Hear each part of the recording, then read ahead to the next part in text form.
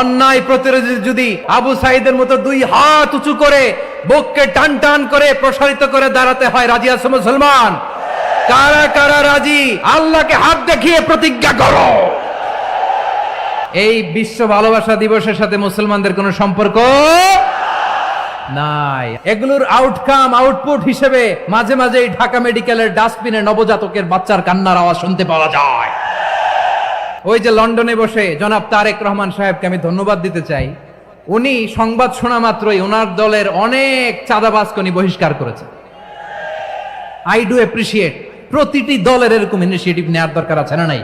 হযরতুল আল্লাম শহীদ মরহুম আল্লামা দেলোয়ার হোসেন সাঈদী রাহিমাহুল্লাহ, ওনার স্মৃতি বিজড়িত আজকের এই ঐতিহাসিক প্যারেড ময়দানের তাফসিরুল কোরআনের প্রোগ্রামে সব আছে। স্টেজ আছে, শ্রোতা আছে, প্যান্ডেল আছে, মিডিয়া কাভারেজ আছে, কিন্তু আমাদের কলিজার টুকটাটা আমাদের মাঝে নাই। আজকের এই প্রোগ্রামে আলোচক হয়ে এই চেয়ারে আমি না বসে ওই শ্রোতাদের কাতারে বসে যদি আমাদের আল্লামার নুরানি চেহারার দিকে তাকিয়ে ওয়াজ শুনতে পারতাম, আমাদের হৃদয়টা ঠান্ডা হয়ে যেত, আমাদের তৃষ্ণার্ত হৃদয় শান্ত হতো। সব আজকে আছে, কি যেন নাই, ঠিক কিনা বলেন? আল্লাহ তাআলা প্রতি 100 বছরে একজন মুজাদ্দিদ পাঠায়, প্রতি 100 বছরে একজন মুজাদ্দিদ, যিনি সমাজকে সংস্কার করেন। আল্লামা দেলোয়ার হোসেন সাঈদী রাহিমাহুল্লাহ ছিলেন তেমন একজন মুজাদ্দিদ। চিৎকার করে বলেন ঠিক কিনা? উনি শিরক বিদআতের আস্তানাকে তছনছ করে দিয়েছেন, তাওহীদের বাণীকে সমুন্নত করেছেন, গণমানুষের কাছে তাফসিরুল কোরআনকে জনপ্রিয় করেছেন। আজীবন আজীবন তিনি ইসলামকে বিজয়ী শক্তি হিসেবে দেখার স্বপ্ন দেখতেন। এত প্রাঞ্জল ভাষা, এত চমৎকার আধুনিক প্রেজেন্টেশন, গণমানুষের কাছে কোরআনের তাফসিরকে এভাবে জনপ্রিয় করে তোলার মতো ব্যক্তিত্ব আল্লামা সাঈদী ছাড়া দ্বিতীয় কেউ এই বাংলার ভূখণ্ডে নাই। এই যে তাফসিরুল কোরআন, এই যে টার্মিনোলজি, এই টার্মটাই উনি আসলে জনপ্রিয় করেছেন। আমরা আগে জানতাম না যে এভাবে তাফসির করা যায়, এভাবে scientific indications of the Holi কোরআনকে মানুষের কাছে পেশ করা যায়, এভাবে এত জীবন ঘনিষ্ঠ করে, এত ইন্টারেক্টিভ করে কোরআনের কথাগুলো মানুষের কাছে উপস্থাপন করা যায়। উনি অন্যায়ের বিরুদ্ধে সবসময় সোচ্চার ছিলেন, প্রতিবাদী কণ্ঠস্বর ছিলেন। ওনার আলোচনা শুনলে দেহের রক্ত টকবক করে ফুটতে থাকতো। আল্লাহু আকবার, আল্লাহু আকবার, আল্লাহু আকবার। He was a strong mouthpiece of Islamic revivalism. Islamic জাগরণের স্ট্রং মাউথপিস ছিলেন আল্লামা সাঈদী রাহিমাহুল্লাহ। অনেক দোয়া পেয়েছেন। আমরা পড়েছি, এমন জীবন তুমি করিবে গঠন, মরণে হাসিবে তুমি, কাঁদিবে ভুবন। গোটা বিশ্বকে তিনি কাঁদিয়েছেন। আল্লামা যখন ইন্তেকাল করলেন, আমি তখন মালয়েশিয়া থেকে যুক্তরাষ্ট্রে একটা কনফারেন্সে যোগ দিতে যাচ্ছি, কাতার এয়ারলাইন্সে। মালয়েশিয়া থেকে দোহাতে নামলাম। দোহায় যখন আমার ট্রানজিট, তখন শুনতে পেলাম যে আল্লামা বিদায় নিয়েছেন।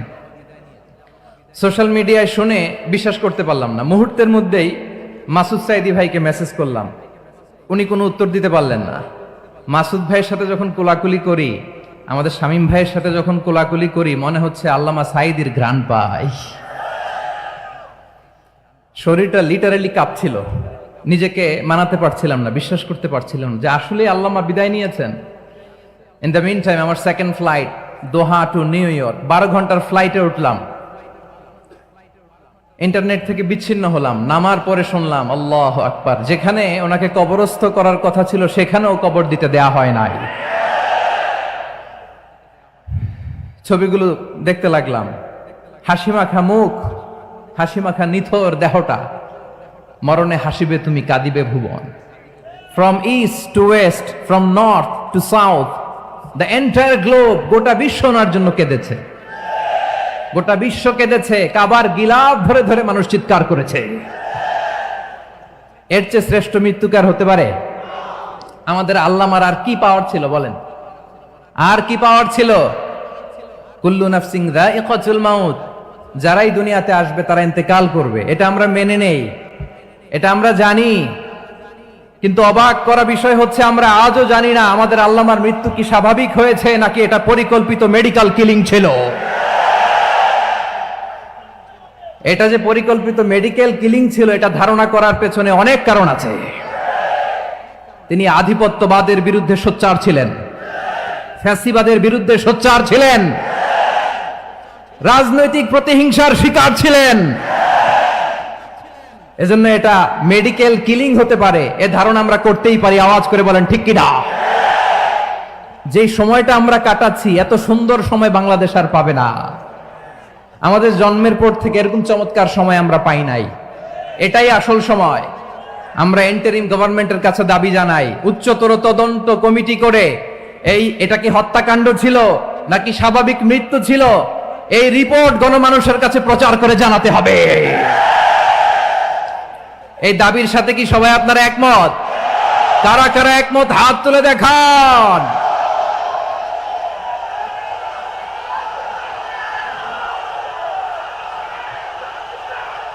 আমার প্রিয় ভাইয়েরা, প্রিয় চট্টলাবাসী, আল্লাহ তাআলা তার এই মুখলেস গোলামকে তার জান্নাতুল ফেরদাউসের মেহমান হিসেবে কবুল করুক, তার জীবনের সকল খেদমাগুলোকে কবুল করুক, জান্নাতুল ফেরদাউসের আলা মাকামে তাকে মেহমান হিসেবে কবুল করুক।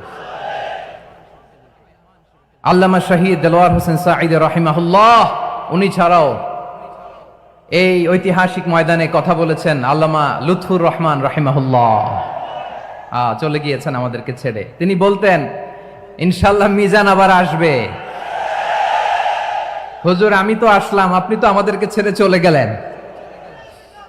আল্লাহু আকবার, আল্লাহু আকবার, আল্লাহু আকবার।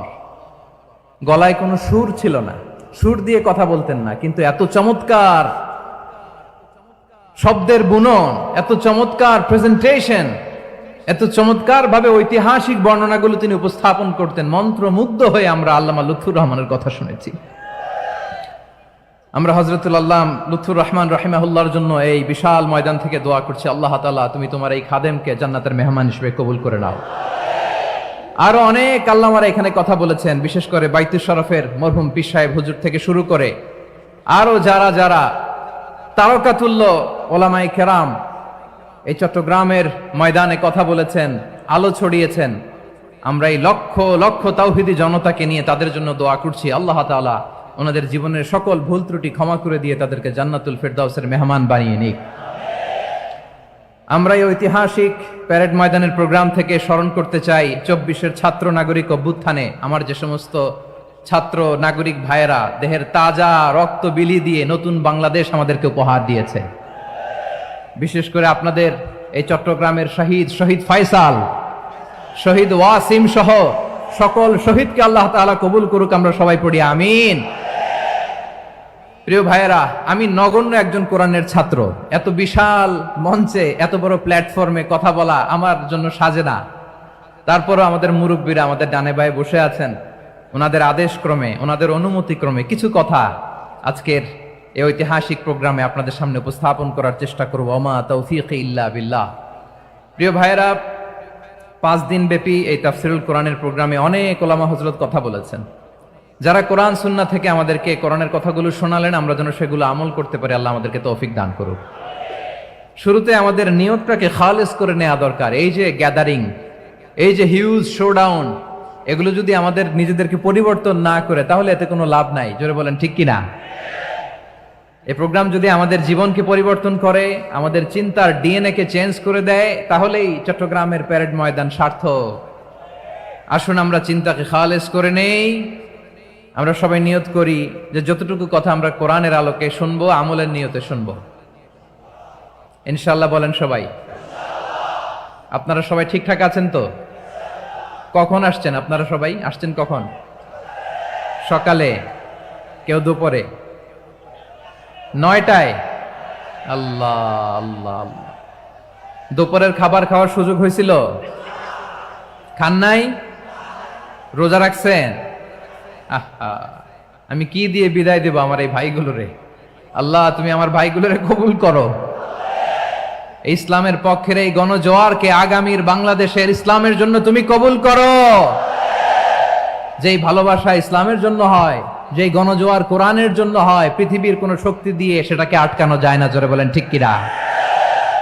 এজন্য গ্রাজুয়ালি, সিস্টেম্যাটিক্যালি, মেথোডোলজিক্যালি আমাদেরকে আগাতে হবে, শুধু আবেগ দিয়ে নয়। বিবেকেরও দরকার আছে না নাই? প্রিয় ভাইয়েরা, আসুন, আমাদের কথা অনেক বেশি, সময় অনেক কম, আমরা আর কাল বিলম্ব না করে মহাবিশ্বয় মহাগ্রন্থ আল কোরআন আল কারীম থেকে কিছু কথা শুনি।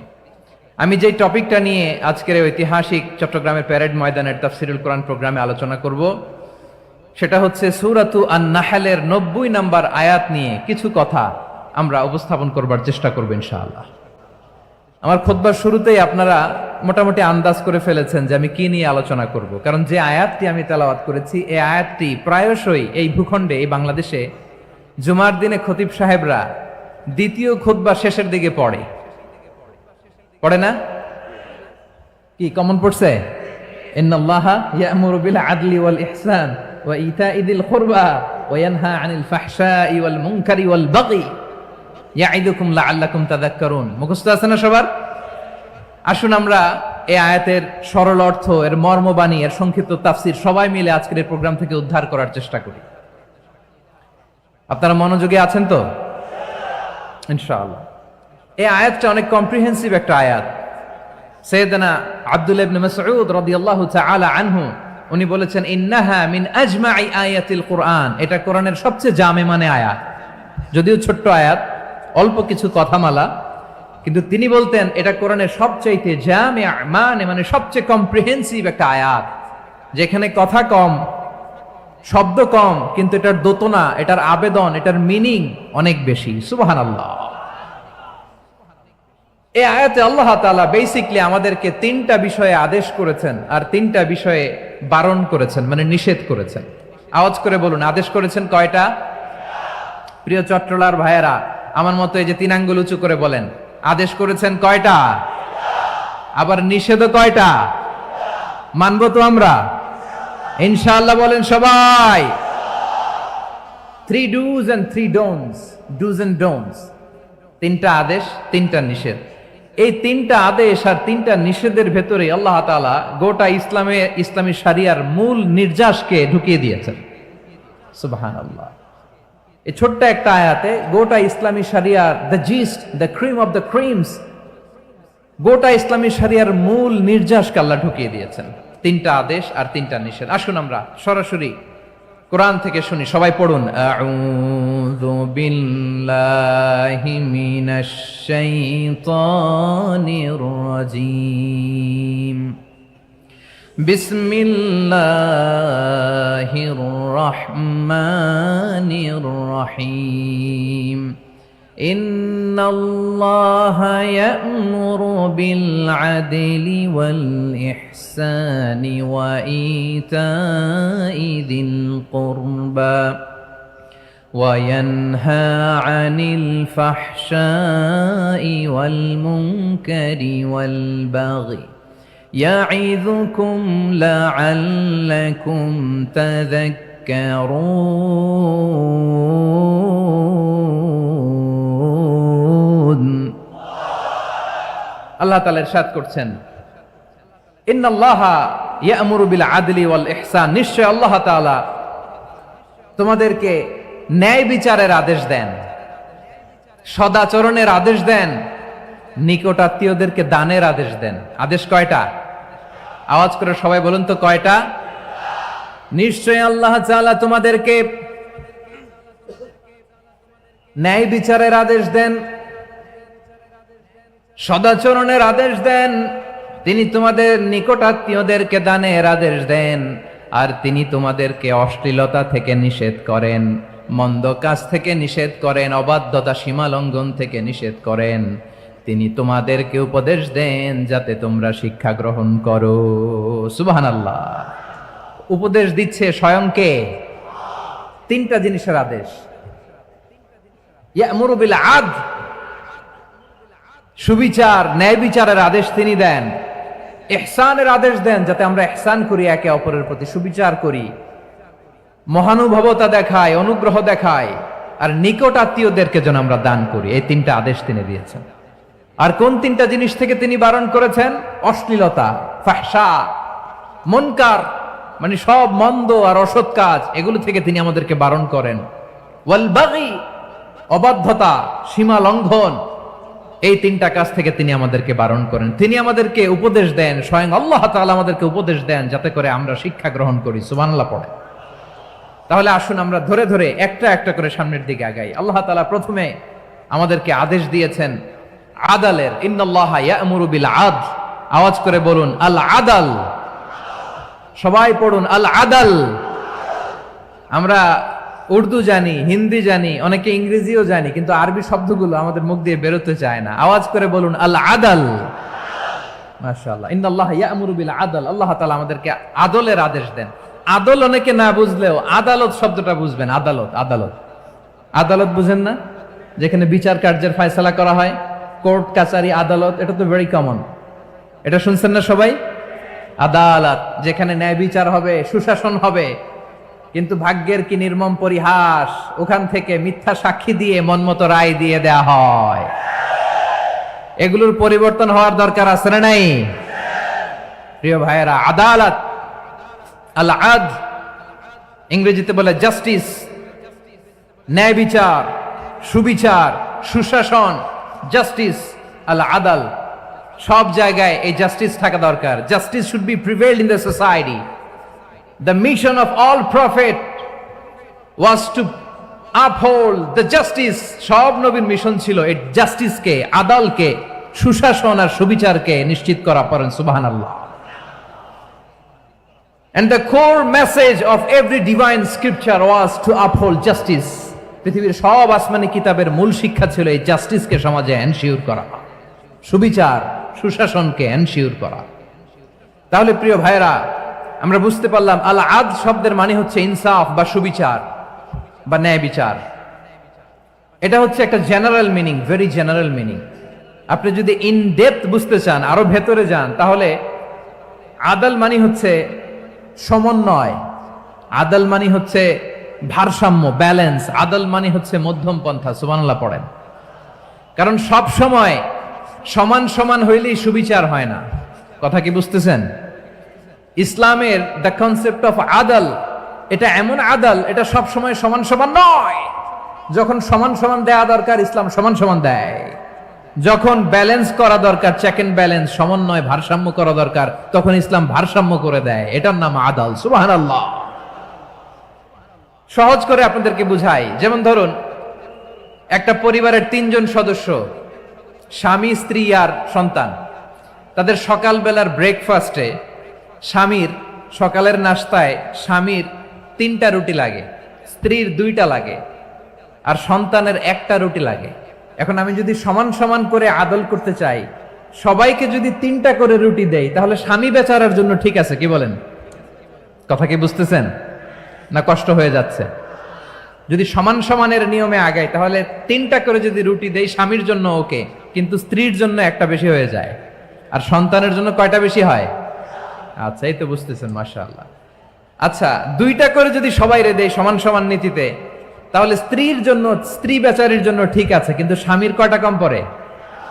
আর সন্তানের বেশি হয়ে যায় কয়টা? আচ্ছা, সমান সমান নীতিতে সবাইকে যদি সকালের নাস্তার জন্য 1টা করে রুটি দেই, সন্তানের জন্য ঠিক আছে, কিন্তু স্ত্রী বেচারির কম পড়ে কয়টা? স্বামীর কম পড়ে কয়টা? 2টা। কথা কি বুঝতেছেন? আর আমি যদি স্বামীকে দেই 3টা, স্ত্রীকে দেই 2টা, আর সন্তানকে দেই 1টা, তাহলে কারো অপচয় হবে না। যার যতটুকু দরকার ঠিক ততটুকুই কাজে লাগবে। চিল্লায় বলেন ঠিক কিনা? এটাই হচ্ছে ইসলামের আদাল, যেখানে যার যতটুকু দরকার তাকে সেখানে ঠিক ততটুকু দিয়ে দেওয়ার নামই হচ্ছে আদাল। চিল্লায় পড়েন আল্লাহু আকবার। রব্বুল আলামিন বলেন, ইউসিকুমুল্লাহু ফি আওলাদিকুম লিযযাকারি মিসলু হাযযিল উনসায়াইন। আল্লাহ তোমাদেরকে ওসিয়ত করেন, তোমাদেরকে আদেশ দেন, উত্তরাধিকার সম্পদ যখন বন্টন হবে, ছেলেরা যতটুকু পাবে, মেয়ে পাবে তার অর্ধেক। সুবহানাল্লাহ বলেন। দেখেন, ছেলে যদ্দূর, মেয়ে অর্ধেক, ছেলে ডবল পাবে। আপাত দৃষ্টিতে মনে হয় এখানে অবিচার হয়েছে, কিন্তু আসলে কি অবিচার হয়েছে? আপনি বিয়ের ক্ষেত্রে যান, ওইখানে আবার ছেলে মোহরানা দেয়, মেয়ে সেখানে মোহরানা পায়। তাহলে চেক এন্ড ব্যালেন্স, ভারসাম্য, ব্যালেন্স, মধ্যম পন্থা এখানে আছে না নাই? এটাই হচ্ছে ইসলামের আদল। আল্লাহ তাআলা এই আদলের আদেশ দিয়েছেন, সুবিচার, ন্যায় বিচার, সুশাসন এবং ভারসাম্যের আদেশ দিয়েছেন। প্রিয় ভাইয়েরা, একটি শান্তিময় সমাজ, একটা সমৃদ্ধ সমাজ, একটা মানবিক সমাজ যদি আমরা পেতে চাই, এই আয়াতের মধ্যে যতগুলো পয়েন্ট আছে সবগুলোর বাস্তবায়ন লাগবে। কথা বুঝতে পেরেছেন?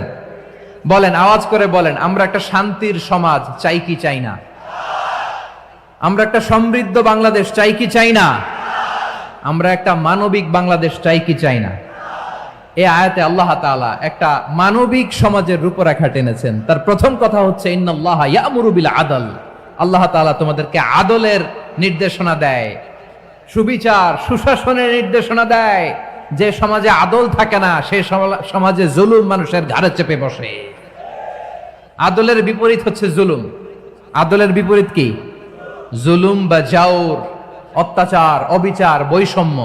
এই যে বৈষম্য বিরোধী ছাত্র আন্দোলন কেমন পড়ছে? এই যে একজন সমন্বয়ক তো দেখা করলো আমার সাথে। জুলুম মানে হচ্ছে বৈষম্য।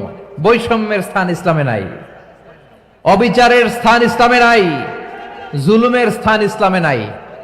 আল্লাহ তাআলা বলেন যে আমি জুলুমকে নিজের জন্য হারাম করেছি এবং তোমাদের জন্য হারাম করেছি। বিশ্বনবী ফরমান, আল্লাহ তাআলা বলেন হাদিসে কুদসিতে, ইয়া ইবাদি ইন্নী হারামতুয যুলমা আলা নাফসি ওয়া জাআলতুহু বাইনাকুম মুহাররামান ফালা তাযালামু। আমার গোলামেরা শোনো, নিশ্চয় আমি আল্লাহ তাআলা জুলুমকে আমি আমার উপরে হারাম করেছি, অনুরূপভাবে জুলুম করাকে তোমাদের উপরেও হারাম করেছি। ফলে ফালা তাযালামু, তোমরা একে অপরের সাথে জুলুম করো না। নির্দেশনাটা কার? খবরদার, জুলুমের সাথে আমাদের কোনো সম্পর্ক নাই। আল্লাহ তাআলা আদলের আদেশ দিয়েছেন, আদালতের আদেশ দিয়েছেন, সুশাসনের, ন্যায় বিচারের আদেশ দিয়েছেন। ইন্নাল্লাহা ইয়ামুরু বিল আদল, আমাদেরকে আদল প্রতিষ্ঠা করতে হবে। জুলুমের সাথে ইসলামের কোনো সম্পর্ক নাই। আল্লাহ তাআলা জালিমদের জন্য কঠিন শাস্তি প্রস্তুত করে রেখেছেন। যারা এই আদলকে ভুলুণ্ঠিত করে জুলুমের রাস্তায় হাঁটতে চায়, তাদের প্রাপ্য কিয়ামতের ময়দানে বুঝিয়ে দিবে কে? আল্লাহ তাআলা তাদের প্রাপ্যকে বুঝিয়ে দিবেন। এজন্য বিশ্বনবী বলে, খবরদার, তোমরা ইনসাফ করবে, আদল করবে, জুলুম করবে না। আয-যুলমু যুলুমাতুন ইয়াউমাল কিয়ামা, জুলুম কিয়ামতের দিন অন্ধকার হয়ে জালিমের ঘাড়ে চেপে বসবে। আবার বিশ্বনবী বলতেন, ইত্তাকি দাওয়াতাল মাজলুম, খবরদার, তোমরা মজলুমের কান্নাকে ভয় করো। ফাইন্নাহু লাইসা বাইনাহু ওয়া বাইনাল্লাহি হিজাব, কেননা মজলুমের কান্নার মাঝে আর আল্লাহর আরশের মাঝে কোনো পর্দা থাকে না। বিশ্বাস হয়? এই কথা বিশ্বাস হয়? এর জলজ্যান্ত প্রমাণ তো আমরা নিজেরাই দেখলাম। হ্যাঁ, মজলুমের কান্না ফুলে ফেপে মহিরুহ হয়ে, পাহাড়ের মতো হয়ে, বিস্ফোরিত হয়ে জালিমের মসনদকে ছারখার করে দিয়েছে। এর প্রমাণ তো আমরা নিজেরাই তো দেখলাম। জালিমের পরিণতি কি হয় আমরা জীবদ্দশাই তো দেখলাম। এমনও কোনো জুলুম নাই যে হয় নাই, ঠিক কিনা বলেন? আহারে জুলুম, আহারে জুলুম। রিসেন্টলি আয়না ঘরের কিছু ছবি প্রকাশিত হয়েছে সোশ্যাল মিডিয়ায়, দেখেছেন আপনারা? হ্যাঁ, ছোট্ট একটা জায়গা, স্বাধীন মানুষকে প্রাণীর মতো, পাখির মতো খাঁচায় বন্দি করে রেখেছে। কখন দিন কখন রাত কিচ্ছু জানে না, কখন দিন কখন রাত কিছু জানে না। বছরের পর বছর কেটে গিয়েছে। এক্সট্রা জুডিশিয়াল কিলিং এর কোনো হিসাব নাই, বিচার বহির্ভূত হত্যা, এনফোর্স ডিসঅ্যাপিয়ারেন্স, গুম, যেটা সবচাইতে বড় মানবতা বিরোধী অপরাধ। কত মানুষ যে গুম হয়েছে তার কোনো ইয়ত্তা নাই। যেই ফ্যামিলির সদস্য গুম হয়েছে, তারা কি ওই লোকটার জন্য মাগফিরাতের দোয়া করবে নাকি সুস্বাস্থ্যের দোয়া করবে তারা নিজেরাও জানতো না, কারণ জানে না ও বেঁচে আছে না মরে গেছে। আহা, বিডিআর নওজোয়ানদের যারা ছাড়া পেল দেখলাম, বিনা অপরাধে, কোনো অন্যায় ছাড়া, অপরাধ ছাড়া তাদের জীবন থেকে, তাদের তারুণ্যের, তাদের যৌবনের 15 বছর, 16 বছর, 17 বছর নাই, 6 মাস বয়সের ছোট বাচ্চাকে রেখে জেলে গেছে। 6 মাসের মেয়ে বেরোয় দেখে মেয়ের বয়স 17 বছর। মেয়ে বাবারে চিনে না, বাবা মেয়েরে চিনে না। মেয়েকে এখন বিয়ে দিয়ে আরেক ছেলের হাতে তুলে দিবে। মেয়ের শৈশব বাবা দেখে নাই, মেয়ের কৈশোর বাবা দেখে নাই, মেয়ের তারুণ্য দেখে নাই। আরেক যুবককে দেখলাম 14 বছরের 14 দিনের সংসার, 2 সপ্তাহের সংসার শেষে জেলে গেছে। কত যুবকের যে স্ত্রী চলে গিয়েছে ফ্যামিলি ছেড়ে, কারণ জানে না তো কবে আসবে, কি হবে, কেউ জানতো না। দাম্পত্য জীবনের মাত্র 14 দিনের স্মৃতি, এই স্মৃতিকে আঁকড়ে ধরে এক বোন 16টা বছর 17টা বছর কাটিয়ে দিয়েছে। আমি নিউজটা দেখে ভাবলাম, আমার এই বোনের প্রতিটি দিন কিভাবে কেটেছে, প্রতিটি রাত কিভাবে কেটেছে, প্রতিটি ক্ষণ কিভাবে কেটেছে। বিশ্বনবী বলেছেন, ইত্তাকি দাওয়াতাল মাজলুম ফাইন্না লাইসা বাইনাহু ওয়া বাইনাল্লাহি হিজাব। মাজলুমের কান্নাকে ভয় করো, কারণ মাজলুমের কান্না আর আল্লাহর মাঝে কোনো পর্দা থাকে না। আমরা আর এরকম কোন জুলুম বাংলাদেশে দেখতে চাই না। জোরে বলেন ঠিক কিনা? আর কেউ নতুন করে জালিম হোক আপনারা চান? আবার নতুন করে কেউ ফ্যাসিস্ট হোক আপনারা চান? এক দল আরেক দলকে নিশ্চিহ্ন করার রাজনীতিতে মেতে উঠুক এটা আপনারা চান? আমরা বাংলাদেশকে আদল দিয়ে সাজাতে চাই। আমরা এই 56,000 বর্গ মাইলের প্রতিটা ইঞ্চি মাটিকে কোরআনের আইন দিয়ে সাজাতে চাই। রাজি আছেন আপনারা? কারা কারা রাজি দেখান হাত তুলে আল্লাহকে।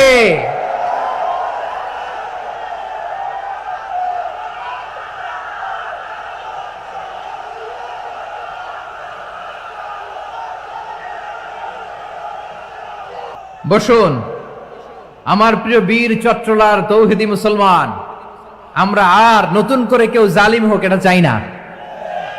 নতুন করে আবার কেউ ফ্যাসিস্ট হোক আমরা চাই না। এক দল আরেক দলকে নিশ্চিহ্ন করার রাজনীতি করুক আমরা চাই না। আমরা সুশাসনের বাংলাদেশ চাই। আমরা মানবিক বাংলাদেশ চাই। আমরা একটা সমৃদ্ধ বাংলাদেশ চাই। আমরা বিশ্বের বুকে সম্মান নিয়ে মাথা উঁচু করে দাঁড়াতে চাই, ঠিক কিনা বলেন? আল্লাহ বললেন, এটা যদি তোমরা চাও, একটা সমৃদ্ধ সমাজ যদি বিনির্মাণ করতে চাও, মানবিক সমাজ যদি বিনির্মাণ করতে চাও, আমি তোমাদেরকে সেজন্য প্রথমেই আদালতের নির্দেশ দিলাম। ইন্নাল্লাহা ইয়া'মুরু বিল আদল, নিশ্চয় আল্লাহ তাআলা তোমাদেরকে ন্যায় বিচার সুশাসন এটার আদেশ দেন। সুবহানাল্লাহ।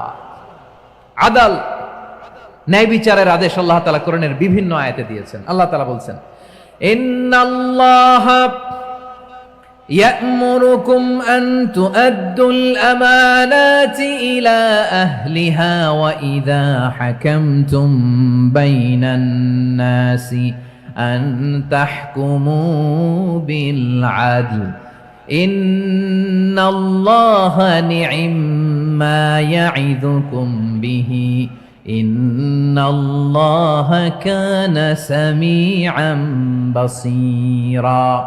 আল্লাহ তাআলা বললেন, আল্লাহ আদেশ দিচ্ছেন, যে ব্যক্তি আমানতের হকদার তার হাতে তোমরা আমানত পৌঁছে দাও। আর যখন তোমরা বিচার কার্য করবে, বিচার ফয়সালা করবে, আদালতের সাথে করো। সুবহানাল্লাহ বলেন। ওয়া ইযা হাকামতুম বাইনান নাসি আন তাহকুমু বিল আদল, আদালতের সাথে করবা। আল্লাহ তাআলা বলেন, যারা জাজ হবে, বিচারক হবে, তাদের যদি বাদী বিবাদীর কারো সাথে শত্রুতা থাকে, কারো সাথে যদি কোনো ধরনের রেষারেষি থাকে, আল্লাহ বলেন বিচার কার্য করতে যে ওই শত্রুতা রেষারেষির কারণে আদালতের বাইরে যে অবিচার করে বিচার করো না। ওয়ালা ইয়াজরিমান্নাকুম শানাআনু কওমিন আলা আল্লা তা'দিলু ই'দিলু হুয়া আকরাবু লিত্তাকওয়া ওয়াত্তাকুল্লাহা ইন্নাল্লাহা খাবীরুম বিমা তা'মালুন। খবরদার কোন জাতির প্রতি, কোন গোষ্ঠীর প্রতি, কোন গোত্রের প্রতি আক্রোশ যেন তোমাদেরকে ন্যায় বিচার থেকে দূরে সরিয়ে না দেয়, বরং আমি আল্লাহর আদেশ হলো ই'দিলু, তোমরা আদল করো, ন্যায় বিচার করো, সুবিচার করো, সুশাসন প্রতিষ্ঠা করো। হুয়া আকরাবু লিত্তাকওয়া, এটাই তাকওয়ার সবচেয়ে কাছাকাছি। সুবহানাল্লাহ বলেন। কোরআনের বিভিন্ন আয়াতে আল্লাহ তাআলা স্পেসিফিকলি ধরে ধরে বিচার করার সময় আমরা যেন আদাল করি সেটা বলেছেন। কোরআনের কোন কোন জায়গায় আল্লাহ তাআলা এই আল আদ শব্দটা ব্যবহার করেছেন। আবার একই জিনিস ইনসাফ, সুবিচার, সুশাসন, ন্যায় বিচার, ন্যায় পরায়ণতা বুঝাতে আল্লাহ তাআলা কখনো কখনো আল কিসত শব্দটা ব্যবহার করেছেন। আওয়াজ করে সবাই বলুন আল কিসত। প্রিয় ভাইরা, সবাই আওয়াজ করে আমার সাথে সাথে বলুন আল কিসত। আল্লাহ তাআলা বলেন ওয়া ইন হাকামতা ফাহকুম বাইনাহুম বিল কিসতি ইন্নাল্লাহা ইউহিব্বুল মুকসিতিন। যখন তুমি বিচার করবে, বিশ্বনবীকে উদ্দেশ্য করে অ্যাড্রেস করে বললেন, নবী হে, ইহুদিরা কোনো বিষয়ে মীমাংসার জন্য যদি আপনার দরবারে আসে, যদি বিচার করতে হয়, খবরদার অবিচার করবেন না। ফয়সালা যেটা করবেন কিসতের সাথে করবেন, ন্যায় পরায়ণতার সাথে করবেন, কারণ ইন্নাল্লাহা ইউহিব্বুল মুকসিতিন, নিশ্চয় আল্লাহ রাব্বুল ইজ্জাত ন্যায় পরায়ণশীলদেরকে বড্ড ভালোবাসেন। সুবহানাল্লাহ বলেন। ন্যায় পরায়ণ লোকদেরকে আল্লাহ তাআলা বড্ড ভালোবাসেন। অন্য আয়াতে আল্লাহ তাআলা বলছেন وَنَضَعُ الْمَوَازِينَ الْقِسْطَ لِيَوْمِ الْقِيَامَةِ فَلَا تُظْلَمُ نَفْسٌ شَيْئًا। আমি কিয়ামতের দিন ন্যায় পরায়ণতার মানদণ্ড স্থাপন করব, যেটাকে আমরা মিজানের পাল্লা বলি। আল্লাহ বলেন ন্যায় বিচারের মানদণ্ড কিয়ামতের ময়দানে আমি আল্লাহ স্থাপন করব। সেদিন কারো প্রতি বিন্দু পরিমাণ, এক চুল পরিমাণ অবিচার করা হবে না, কোনো অবিচার করা হবে না। সেদিন সুশাসন হবে, সুবিচার হবে, ন্যায় পরায়ণতার সাথে বিচার হবে। আওয়াজ করে পড়েন আল্লাহু আকবার। তাহলে প্রিয় ভাইরা, যে তিনটি বিষয়ে আল্লাহ তাআলা আমাদেরকে আদেশ দিয়েছেন, তার প্রথমটা হচ্ছে আদালত, ইনসাফ, সুবিচার, ন্যায় বিচার। এটা আমরা চাই কি চাই না? বিশ্বনবী ন্যায় বিচার, ন্যায় পরায়ণতা, সুশাসন প্রতিষ্ঠিত করেন কি করেন নাই? আপনারা বিশ্বনবীর সিরাত যারা পড়েছেন, আপনি দেখবেন বিশ্বনবীর সিরাতের পরতে পরতে, বাঁকে বাঁকে, সিরাতের বাঁকে বাঁকে এই আদালতের নমুনা মেলে। সুবহানাল্লাহ বলেন।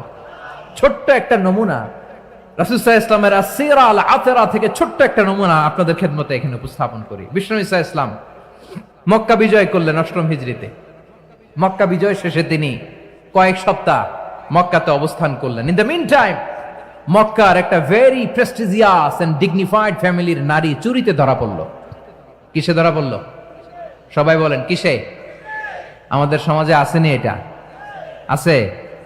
ছোট না বড়? হ্যাঁ, হিসাব করে শেষ করা যায় না। ৩.৫ লাখ কোটি টাকা নাই উন্নয়ন প্রকল্পের নামে। উন্নয়ন প্রকল্পের নামে ৩.৫ লাখ কোটি টাকা নাই। ৩.৫ লাখ কোটি টাকা লিখতে পারবেন আপনি? এক টানে লিখতে পারবেন? বুঝতেছেন কত বড় সংখ্যা? হ্যাঁ, বনু মাখজুমিয়া গোত্রের এক নারী মক্কায় চুরিতে ধরা পড়ল। বলেন তো চুরি করলে বিধান কি? কি কাটতে হবে? চুরির বিধান হলো হাত কেটে দাও। তাও সেটা গোপনে নয়, প্রকাশ্যে জনসম্মুখে হাত কেটে দাও। বনু মাখজুমিয়া গোত্রের নারী যখন চুরিতে ধরা পড়লো, সাহাবারা চিন্তায় পড়ে গেলেন। সবেমাত্র মক্কার লোকেরা কালিমা পড়ে মুসলমান হয়েছে, ইসলামের আইন কানুন তেমন জানে না, ইসলামী শরিয়ার সাথে বেশি পরিচিত নয়। এখন যদি বিশ্বনবী চুরির যেই বিধান এটা যদি কায়েম করে হাত যদি কেটে দেয়, না জানি মক্কার লোকেরা আবার বিগড়ে যায়, না জানি মক্কার লোকেরা আবার মুরতাদ হয়ে যায়, না জানি মক্কার লোকেরা ইসলাম থেকে দূরে সরে যায়। চলো চলো, সাহাবীরা মিলে পরামর্শ করলেন, চলো বিশ্বনবীর কাছে যে বলি, ও নবী, শুধু কেবলমাত্র একমাত্র এই নারীর জন্য চুরির হাত কাটার বিধানটা আপনি একটু থামিয়ে দেন। চুরির হাত কাটার যে বিধান এইখানে একটু রহিত করে দেন, বাকিগুলা কইরেন মদিনাতে যে চলবে, কিন্তু মক্কায় এবারের জন্য মাফ করে দেন। কিন্তু কে বলবে? এই যে পরামর্শ, সাজেশন, এটা কে দিবে বিশ্বনবীর কাছে? সাহাবারা চিন্তায় পড়ে গেলেন। আল্লাহর নবীর সামনে দাঁড়িয়ে আল্লাহর দেয়া হুদুদ, আল্লাহর দেয়া বিধান থামিয়ে দেওয়া, মাফ করে দেওয়া, এই কথা বিশ্বনবীর সামনে বলার সাহস তো কেউ রাখে না। কেউ কেউ বলল, বিশ্বনবীর পালক পুত্র যায়েদ বিন হারেসার সন্তান উসামারে বিশ্বনবী নাতির মতো আদর করে, বড্ড বেশি ভালোবাসে উসামারে। এজন্য সাহাবারা উসামাকে বলতো হিব্বু রাসূলিল্লাহ, বিশ্ব নবীর ভালোবাসা। কি বলতো? সাহাবীরা বললেন বিশ্ব নবীর ভালোবাসা, হিব্বু রাসূলিল্লাহ, উসামারে পাঠাও। উসামারে বিশ্ব নবীর নাতির মতো স্নেহ করে, মায়া করে, ভালোবাসে। আমরা পারবো না, ওসামা পারবে। সবাই মিলে ফুলিয়ে ফুসিয়ে ওসামাকে, ছোট্ট ওসামাকে রাজি করালো। ওসামা এমন এমন কথা যে তুমি বিশ্বনবীর কাছে বলতে হবে, পারবা নাকি? ওসামা বলে পারবো।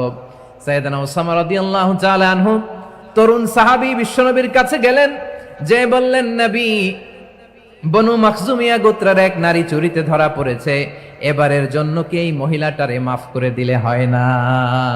এবারের জন্য একটু ক্ষমা করা যায় না নবী? বিশ্বনবী বলেন, আতাশফাউ ফি হাদ্দিম মিন হুদুদিল্লাহ, তোমার এত বড় সাহস উসামা, তুমি আল্লাহর হাদ, আল্লাহর দেয়া বিধান, এটার ব্যাপারে সুপারিশ করতে এসেছো? তোমরা কি জানো তোমাদের আগে যত কওম, যত গোত্র, যত জনপদ ধ্বংস হয়েছে তার কারণ ছিল তাদের মধ্যে গরিবরা অন্যায় করলে তারা বিচার করত, আর ধনীরা অন্যায় করলে তারা মাফ করে দিত। খবরদার! ওয়া আইমুল্লাহ লাউ আন্না ফাতিমাতা বিনতি মুহাম্মাদিন সারাকাত লাকাতা মুহাম্মাদুন ইয়াদাহা। বিশ্বনবী বললেন, আরে ওসামা, বানু মাখজুমিয়ার ওই প্রেস্টিজিয়াস এন্ড ডিগনিফাইড ফ্যামিলির মেয়ে তো দূর কি বাত, অনেক দূরের কথা। জেনে রেখো ওসামা, আমার কলিজার টুকরা, নয়নের পুটুলি ফাতেমাও যদি মক্কার জমিনে আজকে এই চুরির দায়ে ধরা পড়তো, আমি বিশ্বনবী মুহাম্মাদুর রাসূলুল্লাহ ধরে ফাতেমার ডান হাতটা কেটে দিতে এক বিলম্ব দেরি করতাম না। ইন্নাল্লাহা ইয়া'মুরু বিল আদল, আমাদেরকে জাস্টিস শিখায়। পশ্চিমারা আমাদেরকে ইনসাফ শিখায়, আমাদেরকে সুশাসন শিখায়। আর ইনসাফ, সুশাসন, ন্যায় বিচার, সুবিচার, জাস্টিস কারে বলে বিশ্বনবীর বায়োগ্রাফি থেকে জেনে নাও। এই ছিল বিশ্বনবী সাল্লাল্লাহু আলাইহি ইসলামের আদালতের নমুনা। আপনি যদি সাইয়েদনা ওমরে ফারুকের জীবনের দিকে তাকান, এমন কঠোর, এমন বীর সেনানী ছিলেন। সাইয়েদনা ওমরে ফারুক যদি রাস্তার এই মাথা দিয়ে হাঁটা শুরু করতেন, শয়তান ওমরে ফারুককে দেখলে ওই রাস্তা রেখে দিয়ে অন্য রাস্তা দিয়ে হাঁটতো। সুবহানাল্লাহ। ওমরে ফারুক রাদিয়াল্লাহু তাআলা আনহু কি পার্সোনালিটি ছিল, কি পার্সোনালিটি!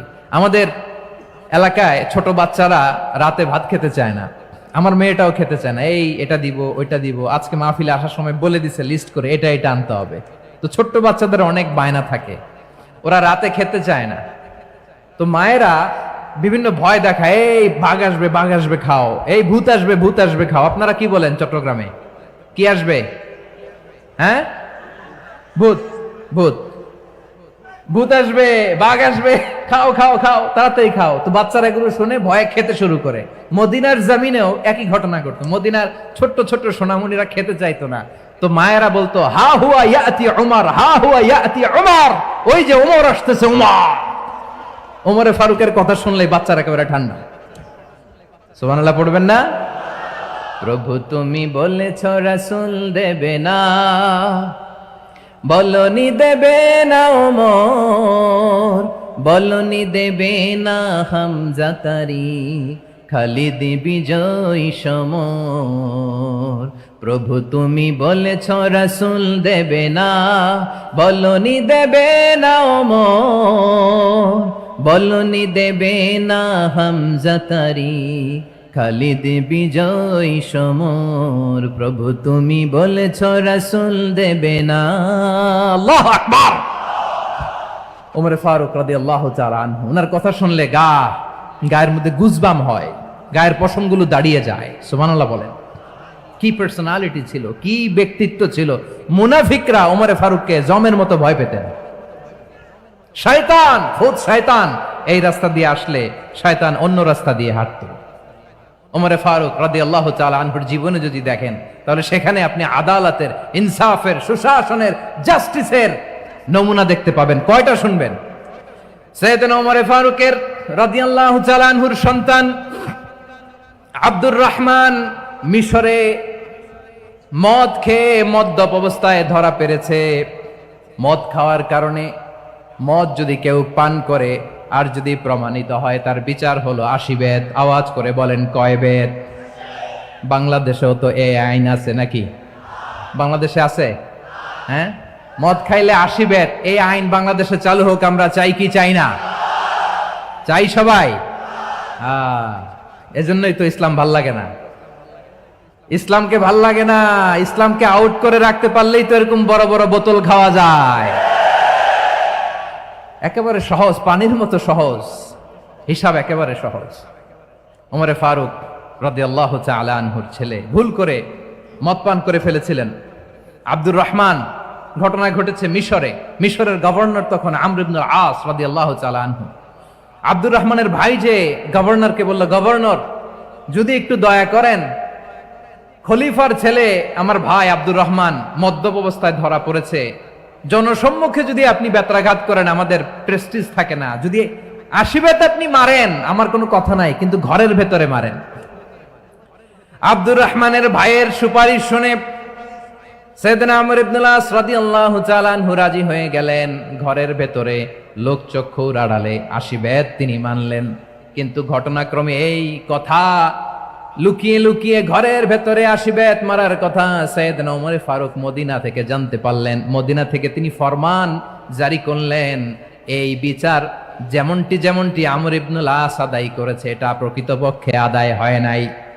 আসো সবাই মদিনায় আসো, আমর ইবনুল আস মদিনায় আসো, আব্দুর রহমানও আসো, সবাই আসো, জনসম্মুখে এই বিচার কার্যকর করতে হবে। সাইয়েদনা ওমর ফারুক মসজিদে নববীর পিলারের মধ্যে নিজের ছেলেকে বাঁধলেন, আবার জনসম্মুখে 80টা বেত তার গায়ের মধ্যে মারলেন। মাজমুয়ে ফাতাওয়া ইবনে তাইমিয়া রাহিমাহুল্লাহ উনি এটা নকল করেছেন। এটা সবচেয়ে বিশুদ্ধ মত, আরো অনেক মত আছে, মারা গেছে কবরের উপর, ওগুলো বাদে দিলাম। কেমন খলিফা ছিলেন, কেমন খলিফা! পশ্চিমারা তোমরা জাস্টিস আমাদেরকে শেখাও, ইনসাফ কারে বলে সুশাসন আমাদেরকে তোমরা শিখাও। ওমরে ফারুক রাদিয়াল্লাহু তাআলা আনহু ওই বিচারকে তিনি ধর্তব্য মনে করেন নাই। মদিনাতে এনে আবার জনসম্মুখে আবার 80 বেত মেরেছেন। মিশরে ওমরে ফারুক রাদিয়াল্লাহু তাআলা আনহু আমর ইবনুল আসকে গভর্নর করে পাঠালেন। সেখানে আমর ইবনুল আসের ছেলে একটা প্রতিযোগিতায় রানার আপ হয়েছে। এক মিশরি সেখানে চ্যাম্পিয়ন হয়েছে। রানার আপ বুঝতে পেরেছেন তো? রানার আপ সেকেন্ড হয়েছে, এক মিশরি হয়েছে চ্যাম্পিয়ন প্রথম। কিন্তু গভর্নরের ছেলে ও জিততে পারে নাই, ও রাগে ওই মিশরির গায়ের মধ্যে কয়েকটা লাঠি দিয়ে বাড়ি মেরেছে। মিশরি যে মদিনাতে ওমরে ফারুকের কাছে বিচার দিলেন, আপনার গভর্নরের ছেলে অন্যায়ভাবে আমার গায়ে হাত তুলেছে। সাইয়েদনা ওমরে ফারুক আবার ফরমান জারি করলেন, আসো মদিনাতে আসো। মিশরীকে ডাকলেন। ওই মিশরের গভর্নর আমর ইবনুল আস রাদিয়াল্লাহু তাআলা আনহুকে ডাকলেন, তার ছেলেকেও ডাকলেন। সবাই বসে রইল। আমর ইবনুল আস রাদিয়াল্লাহু তাআলা আনহু মাথা নিচু করে বসে আছেন, লজ্জায় কাচুমাচু। হায় হায়, আজকে আমার ছেলের কারণে আমিরুল মুমিনিন খলিফাতুল মুসলিমিন ওমরে ফারুকের কাছে আমি জনসম্মুখে লজ্জিত হচ্ছি। সাইয়েদনা ওমরে ফারুক বললেন, এই নাও লাঠি, গভর্নরের ছেলে তোমার মাথার মধ্যে যতগুলো বাড়ি মেরেছে আজকে জনসম্মুখে তুমি অতগুলা বাড়ি মারো। মিশরি বলে, থাক, আপনি যে ডেকে আনছেন সবার সামনে এটা বলছেন, এতেই আমি খুশি। আল্লাহু আকবার! আপনার মহানুভবতা দেখে আমি খুশি, আর অপমানের দরকার নাই। ওমরে ফারুক বলে, না, খবরদার, এই কথা মিশরি তুমি বলো না, মারো, যতগুলা বাড়ি মেরেছে মারো। বাধ্য হয়ে মিশরি আমর ইবনুল আসের সামনে ওনার কলিজার টুকরা সন্তানের মাথার মধ্যে বাড়ি মারতে আরম্ভ করলেন। ঠিক যতগুলা বাড়ি গভর্নরের ছেলে আমর ইবনুল আসের ছেলে মিশরির গায়ে মেরেছিল, মাথায় মেরেছিল, মিশরি গুনে গুনে ততটা মারলেন। এই দৃশ্য দেখে ওমরে ফারুক রেগে মেগে আগুন, রাগের চোটে রাগ সামলাতে না পেরে আর নিজেকে সামলাতে না পেরে মিশরিরে বললেন, ছেলেরে মারা শেষ হয়ে গেলে এবার বাবার টাক মাথার মধ্যে কয়েকটা বাড়ি মার। রাগের চোটে, আউট অফ অ্যাঙ্গার, রাগের চোটে যে আমার পাঠানো গভর্নর আমর ইবনুল আস তার ছেলেকে কেন আদব তারবিয়া কেন শিক্ষা দিতে পারে না, ছেলেরে মারা হইলে এবার আমর ইবনুল আসের মাথার মধ্যে দুইটা মারো। এটা রাগে বলেছেন, এটা শাস্তি হিসেবে না। সুবহানাল্লাহ পড়ে। তোমরা আমাদেরকে সুশাসন শিখাও, আমাদেরকে সুশাসন শিখাও। বিশ্বনবী বলেন, আদল এটা যেন তেন বিষয় না, এটা দিয়েই মানবিক সমাজ গড়তে হবে। আল্লাহ তাআলা কিয়ামতের কঠিন ময়দানে, যেদিন স্বামী স্ত্রীকে চিনবে না, স্ত্রী স্বামীকে দেখে পালিয়ে যাবে, বন্ধু বন্ধুরে চিনবে না, পীর সাহেব মুরিদরে চিনবে না, মুরিদ পীর সাহেবরে চিনবে না, দলের কর্মী তার নেতারে চিনবে না, নেতা তার কর্মীরে চিনবে না, বন্ধু বন্ধুরে দেখে পালাবে। এই কঠিন মুহূর্তে সূর্যটা মাথার কাছে চলে আসবে, জমিনটা তামার জমিন হবে, আজকের জমিনের মতো নয়। মানুষ ঘর্মাক্ত, ক্লান্ত, শ্রান্ত মাথার মগজগুলো কানের ছিদ্র আর নাকের ছিদ্র দিয়ে বেয়ে বেয়ে পড়বে। বিশ্বনবী ফরমান, কিয়ামতের ওই কঠিন ময়দানে 7 শ্রেণীর ব্যক্তিকে রব্বুল আলামিন তার আরশের নিচে ছায়া দিবেন। তার মধ্যে প্রথম শ্রেণীর ব্যক্তি হলো ইমামুন আদিল। ইমামুন আদিল, ন্যায়পরায়ণ শাসক, যে ইনসাফের সাথে বিচার করে, যে জাস্টিস সমাজে সার্ভ করে, যে সুশাসন নিশ্চিত করে, ওই ইমামুন আদিল। আদিল শব্দটা বুঝছেন না? ইন্নাল্লাহা ইয়া'মুরু বিল আদল, পাইছেন? আদিল। 7 শ্রেণীর ব্যক্তিকে আল্লাহ তাআলা সুশীতল আরশের নিচে ছায়া দিবেন, যেদিন তার দেয়া ছায়া ছাড়া কোনো ছায়া থাকবে না। এর প্রথম হচ্ছে ইমামুন আদিল, ন্যায়পরায়ণ শাসক। চিল্লায় বলেন সুবহানাল্লাহ।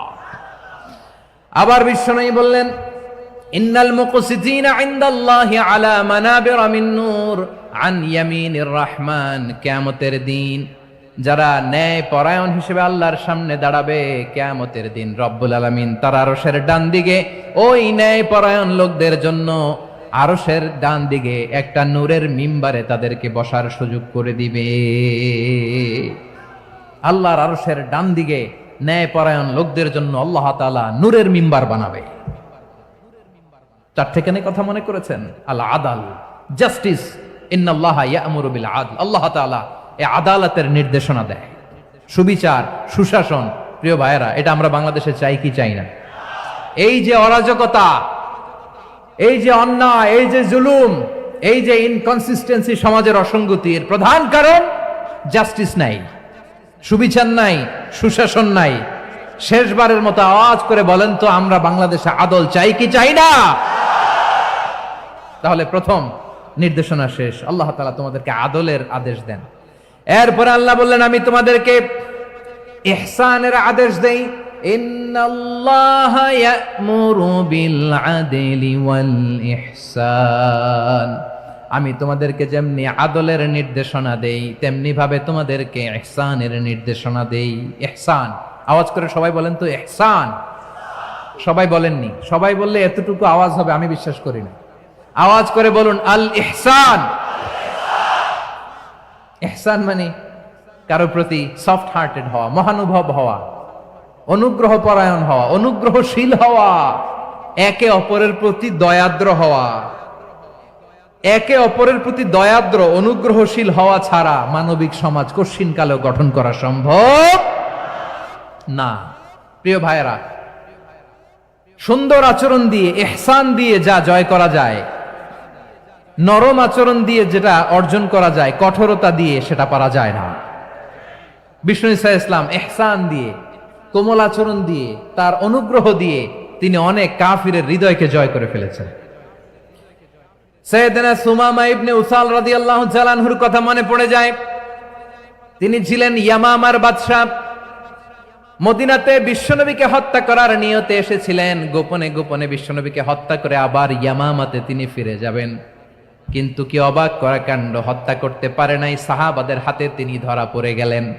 সাইয়েদনা সুমামা ইবনে উসাল রাদিয়াল্লাহু তাআলা আনহু হত্যার নিয়তে আসলেন, কিন্তু হত্যা করতে পারলেন না। সাহাবারা ওনাকে ধরে ফেললেন, ধরে মসজিদে নববীর পিলারের মধ্যে বেঁধে রাখলেন।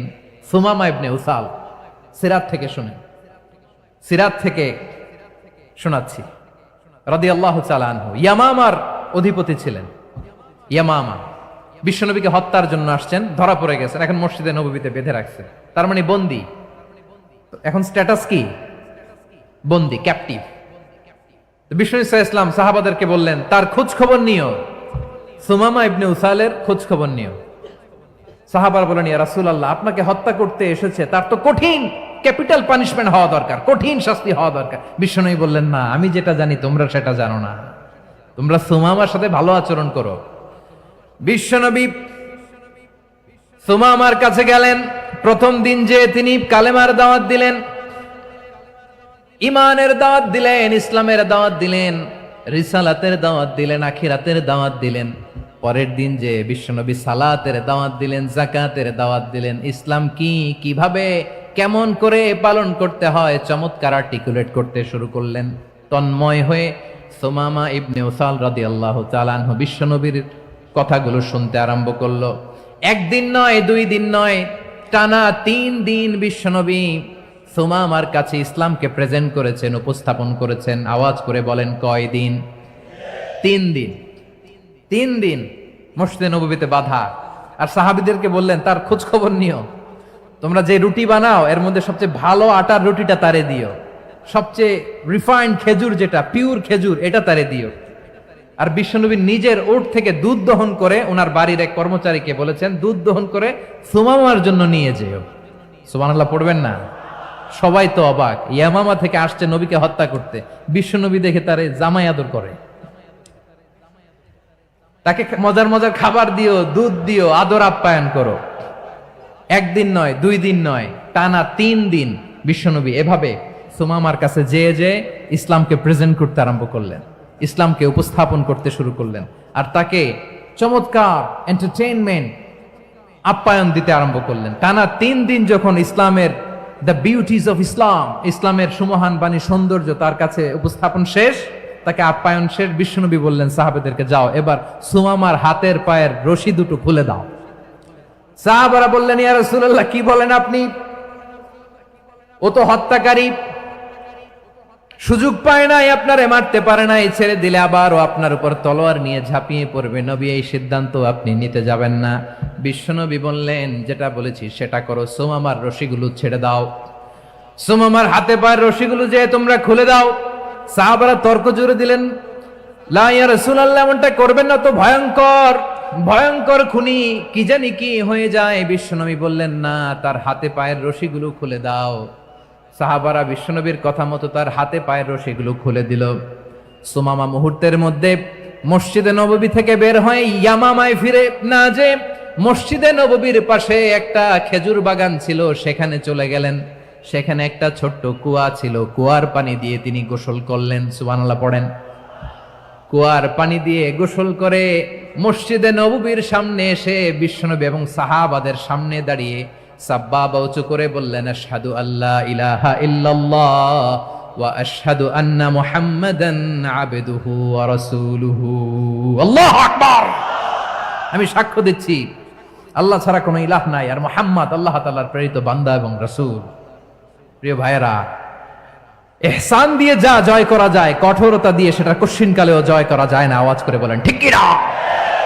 এবার সুমামা দাঁড়িয়ে বলে, ওগো নবী, আমি তো কালিমা পড়ে মুসলমান হয়ে গেলাম, এবার শোনেন, এই মুহূর্তের আগে আপনার চেহারার চাইতে নিকৃষ্ট কোনো চেহারা আমার কাছে ছিল না, কিন্তু শাহাদা পাঠ করার পরে আপনার চেহারার চাইতে উত্তম শ্রেষ্ঠ কোনো চেহারা আমার কাছে আর নাই। ও নবী, আজকের দিনের আগে ইসলাম ধর্মের চেয়ে নিকৃষ্ট অপছন্দনীয় কোনো ধর্ম আমার কাছে ছিল না, কিন্তু এই মুহূর্ত থেকে ইসলামের চেয়ে সেরা শ্রেষ্ঠ পছন্দনীয় কোনো ধর্ম আমার কাছে নাই। নবী গো, আজকের দিনের আগে মদিনার চাইতে অপছন্দনীয় নিকৃষ্ট কোনো শহর আমার কাছে ছিল না, কিন্তু এই মুহূর্তের পর থেকে মদিনার চাইতে কোনো শ্রেষ্ঠ শহর আমার জানা নাই। সে ছিল গমের বড় ডিলার, গম বেচতো। কি বেচতো? তার গম কিনে মক্কার লোকেরা রুটি খাইতো। সে ঘোষণা দিল, আজকে থেকে মক্কাবাসীদের জন্য সব গম আমি হারাম করে দিলাম, মক্কাবাসী এখন না খেয়ে মরে। সুবহানাল্লাহ পড়বেন না? মক্কাবাসী বিশ্বনবীর কাছে আসলেন, এসে বললেন, মুহাম্মদ, আমরা তো তোমার ভাই, তোমার চাচা, তোমার ভাতিজা, তোমার আত্মীয়, তুমি সুমামারে বলো সে যেন আবার গমের সাপ্লাই মক্কার জন্য অনুমতি দিয়ে দেয়। বিশ্বনবীর অনুমতি ক্রমে সুমামা আবার মক্কাতে গম পাঠাতে শুরু করলো। পড়েন সুবহানাল্লাহ। ইহসান, ইহসান দিয়ে আপনি যেটা জয় করতে পারবেন, you can win the heart of your enemies. ইহসান দিয়ে আপনি আপনার শত্রুর হৃদয়কে জয় করতে পারবেন। আওয়াজ করে বলেন ঠিক কি না? এজন্য আল্লাহ বললেন, ওয়া আনফিকু ফি সাবিলিল্লাহি ওয়ালা তুলকু বিআইদিকুম ইলাত তাহলুকা ওয়া আহসিনু ইন্নাল্লাহা ইউহিব্বুল মুহসিনিন। তোমরা আল্লাহর রাস্তায় দান করবে আর নিজেরা নিজেদেরকে ধ্বংসের হাতে ঠেলে দিও না। তোমরা একে অপরের প্রতি ইহসান করবে, কারণ ইহসানকারীদেরকে আল্লাহ বড্ড ভালোবাসেন। সুবহানাল্লাহ পড়েন। আবার সূরা রহমানে আল্লাহ বললেন, হাল জাযাউল ইহসানি ইল্লাল ইহসান ফাবিআইয়ি আলা, সবাই পড়েন, ফাবিআইয়ি আলাই রাব্বিকুমা তুকাযযিবান। ইহসানের প্রতিদান হিসেবে ইহসানি হয়। বিশ্বনবী সুমামার প্রতি যেমন ইহসান করেছেন, সুমামাও ঠিক তেমন ইহসান ফিরিয়ে দিয়েছে। ঠিক কিনা বলেন? তাহলে এক নম্বরে হচ্ছে আদ, ন্যায় বিচার। দুই নম্বরে সবাই বলেন ইহসান, সদাচরণ। ইহসান দুই ধরনের প্রিয় ভাইরা, ইহসান ফিল ইবাদা, ইহসান ফিল মুআমালা। ইহসান ফিল ইবাদা হচ্ছে একাগ্র অনুভবে ইবাদতে ডুব দেওয়া, এর নাম ইবাদতের ইহসান। সুবহানাল্লাহ পড়েন। বিশ্বনবী বলেন ইহসান মানে কি জানো নাকি? হাদিসে জিবরিলে সাইয়েদনা জিবরিল আলাইহিস সালাম বিশ্বনবীকে বললেন, আখবিরনি আনিল ইহসান। নবী আমাদেরকে বলেন ইহসান মানে কি? বিশ্বনবী বললেন, আনতা আবুদাল্লাহা কাআন্নাকা তারাহু ফাইন লাম তাকুন তারাহু ফাইন্নাহু ইয়ারাক। ইহসান মানে হলো এমন ভাবে তুমি আল্লাহর সামনে নিজেকে উজাড় করে ইবাদত করবে, তুমি ভাববে তুমি আল্লাহকে দেখতে পাচ্ছ। আর এটা যদি ভাবা তোমার জন্য কঠিন হয়ে যায়, অন্তত এতটুকু তুমি ভাববা যে আল্লাহ তোমাকে দেখতে পাচ্ছেন। ঠিক কিনা বলেন? ও আমার বীর চট্টলার ভাইয়েরা, কেউ যেটা দেখে না সেটা দেখে কে? এই বিশ্বাস হৃদয়ের মধ্যে আছে? নামাজে যখন দাঁড়ান এই ফিলিংসটা আনা যাবে? হ্যাঁ, এশার সালাত তো এখনো হয় নাই না? আলোচনা শেষে এশার সালাত এখানে অনুষ্ঠিত হবে, তাই না? আচ্ছা বলুন তো, আমরা এশার সালাত পর্যন্ত বেঁচে থাকবো এই গ্যারান্টি আছে কার কার? হাত তোলেন। কয়েকজন হাত তুলছে পেছনে, না বুঝে তুলে ফেলছে। এশা পর্যন্ত যে আমরা হায়াত পাবো কোনো গ্যারান্টি আছে? সবাই আওয়াজ করে বলেন, গ্যারান্টি আছে? গ্যারান্টি নাই। এজন্য বিষ্ণু ইসলাম বলেছে এমন ভাবে নামাজে দাঁড়াও, ইবাদত করো, মনে করো হতে পারে এটাই আমার জীবনের শেষ নামাজ। পারফর্ম দ্য সালাহ as if this is your last and final prayer. এমন ভাবে সালাতে দাঁড়াও, ভাবো হতে পারে এটাই তোমার জীবনের শেষ নামাজ। এমন ভাবে নামাজে দাঁড়াও, ভাবো এটাই শেষ নামাজ। তাহলে নামাজে একাগ্রতা বাড়ায় দিবে কে? ফলে ইবাদতের ইহসান আমাদের অর্জিত হবে। আর মুআমালাতে ইহসান হলো, বিশ্বনবী বলেন, ইন্নাল্লাহা তাবারাকা ওয়া তাআলা কাতাবাল ইহসানা আলা কুল্লি শাই ফাইযা কাতালতুম ফাআহসিনুল কিতলা ওয়া ইযা যাবাহতুম ফাআহসিনুয যাবহা ওয়ালিয়ুহিদ্দা আহাদুকুম শাফরাতাহু ওয়ালিয়ুরিহ যাবিহাতাহু। ইহসান দুই ধরনের। আওয়াজ করে বলতে হবে, কয় ধরনের? সবাই বলুন আওয়াজ করে, কয় ধরনের? একটা হচ্ছে ইহসান ফিল ইবাদা, ইবাদতে ইহসান। ইবাদতে ইহসান কি? একাগ্র অনুভব দিয়ে ইবাদত করা, মন প্রাণ দিয়ে ইবাদত করা। আর মুআমালাতে ইহসান কি? সব কাজে, দৈনন্দিন কাজে, কর্মে, সামাজিক অ্যাক্টিভিটিতে কোমলতা প্রদর্শন করা, অনুগ্রহের সাথে সবকিছু করা। আল্লাহ তাআলা ইন্নাল্লাহা তাবারাকা ওয়া তাআলা কাতাবাল ইহসানা আলা কুল্লি শাই, তিনি সব কিছুর ব্যাপারে ইহসানকে আবশ্যক করেছেন। সবকিছুতে মুমিনের সব কাজে ইহসানের পরশ থাকবে। ওয়া ইযা কাতালতুম ফাহসিনুল কিতলা, বিষ্ণুই বলেন তুমি যখন কাউকে হত্যা করো ইহসানের সাথে করো। সুবহানাল্লাহ পড়বেন না? যখন হত্যা করো তখনও ইহসানের সাথে। আচ্ছা হত্যা করবো আবার ইহসান আসবে করতে করে, তো মেরেই ফেলবো আমি। আল্লাহ, ও ভাই একজন খুন করেছে, খুনি, রাষ্ট্রীয় আইনে তার শাস্তি হয়েছে ডেথ পেনাল্টি, মৃত্যুদণ্ড। এখন মৃত্যুদণ্ড দেখে আপনি যেমনি মন চায় তেমনি মারবেন লোকটারে? ওর নাক কেটে ফেলতে পারবেন? ওর কান কাটতে পারবেন? ওর চোখ উপড়ে ফেলতে পারবেন আপনি? যেমন মন চায় তার অঙ্গহানি করা যাবে না। ইহসানের সাথে তাকে হত্যা করো। সুবহানাল্লাহ, this is Islam, this is the true essence of Islam. ওয়া ইযা যাবাহতুম ফাহসিনুয যাবহা, যখন জবাই করবে তখনও ইহসানের সাথে জবাই করো।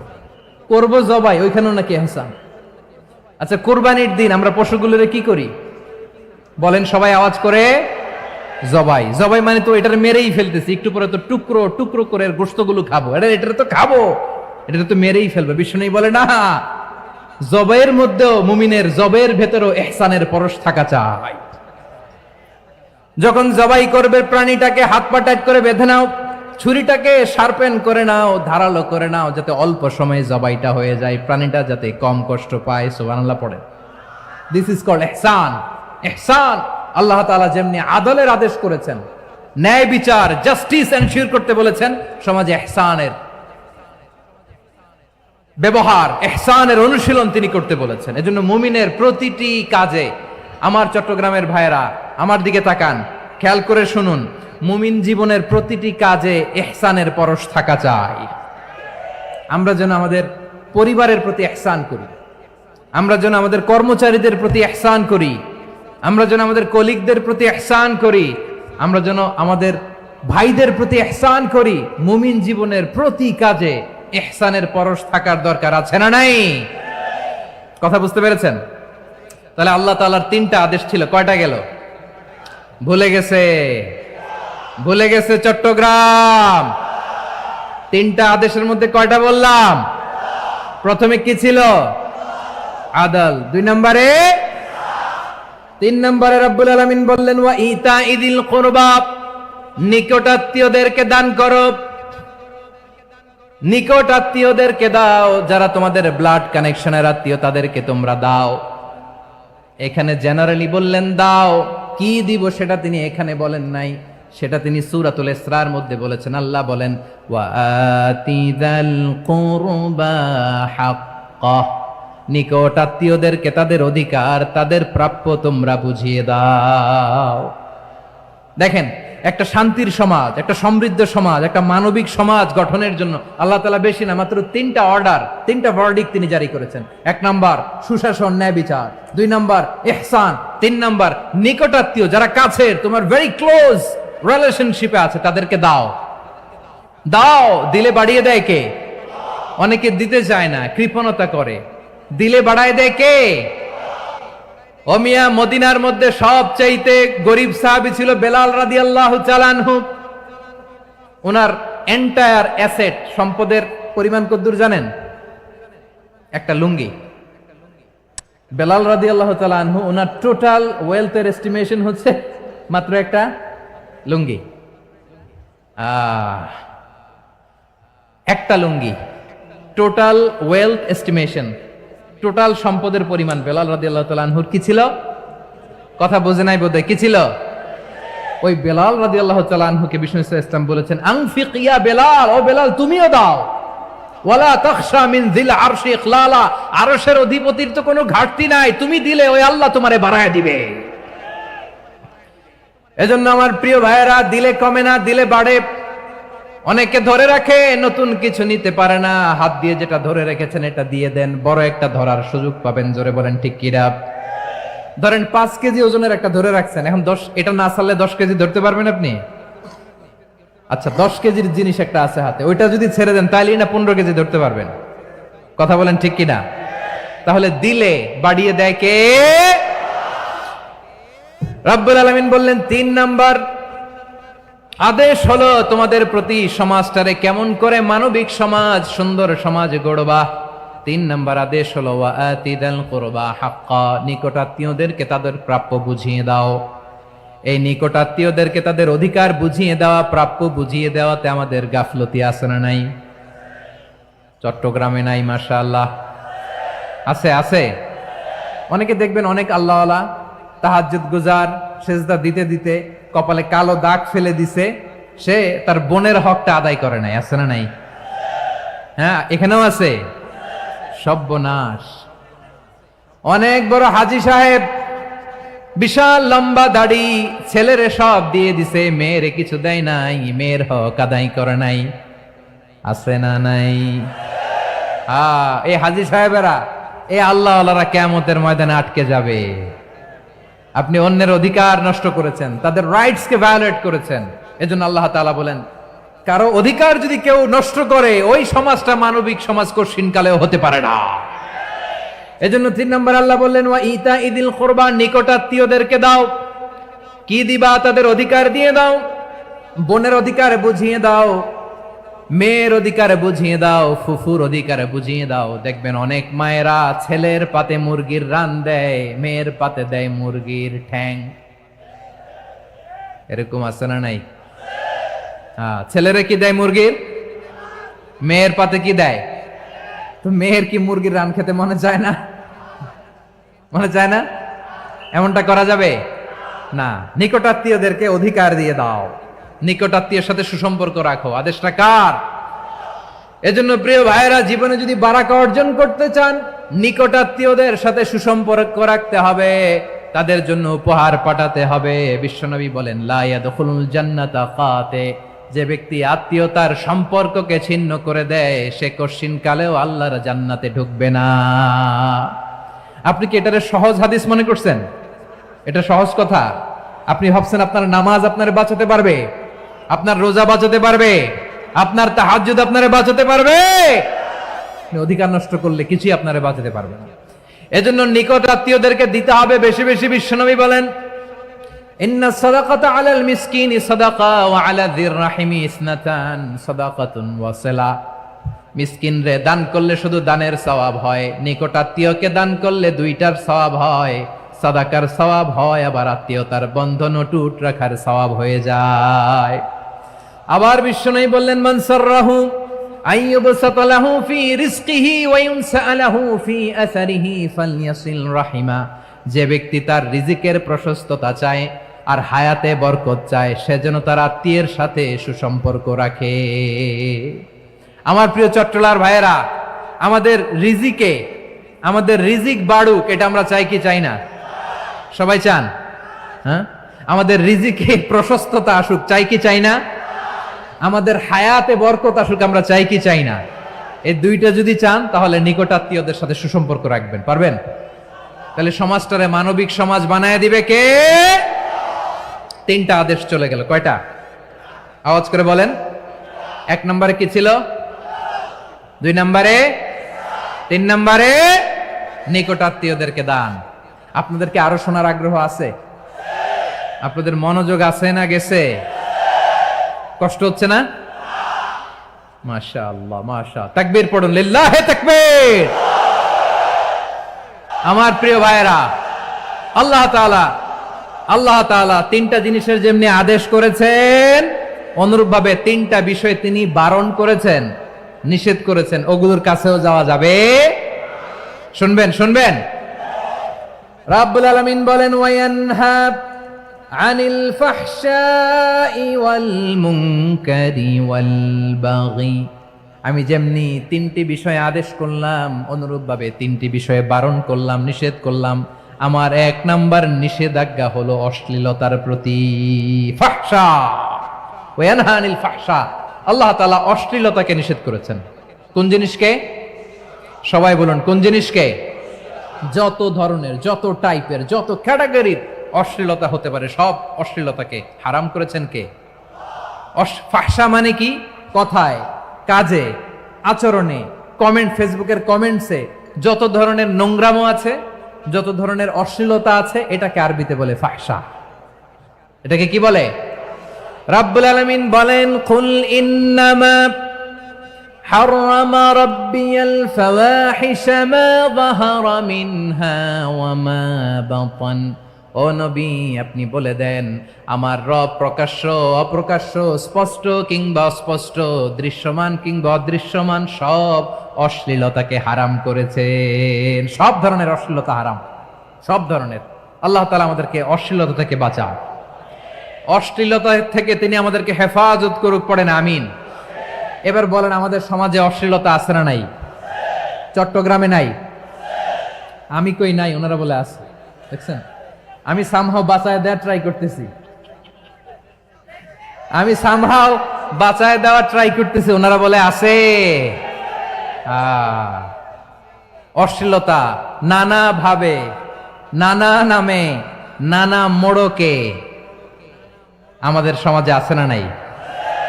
সংস্কৃতির নামে, ফ্যাশনের নামে, বিনোদনের নামে, উপন্যাসের নামে, কনসার্টের নামে অশ্লীলতা আছে না নাই?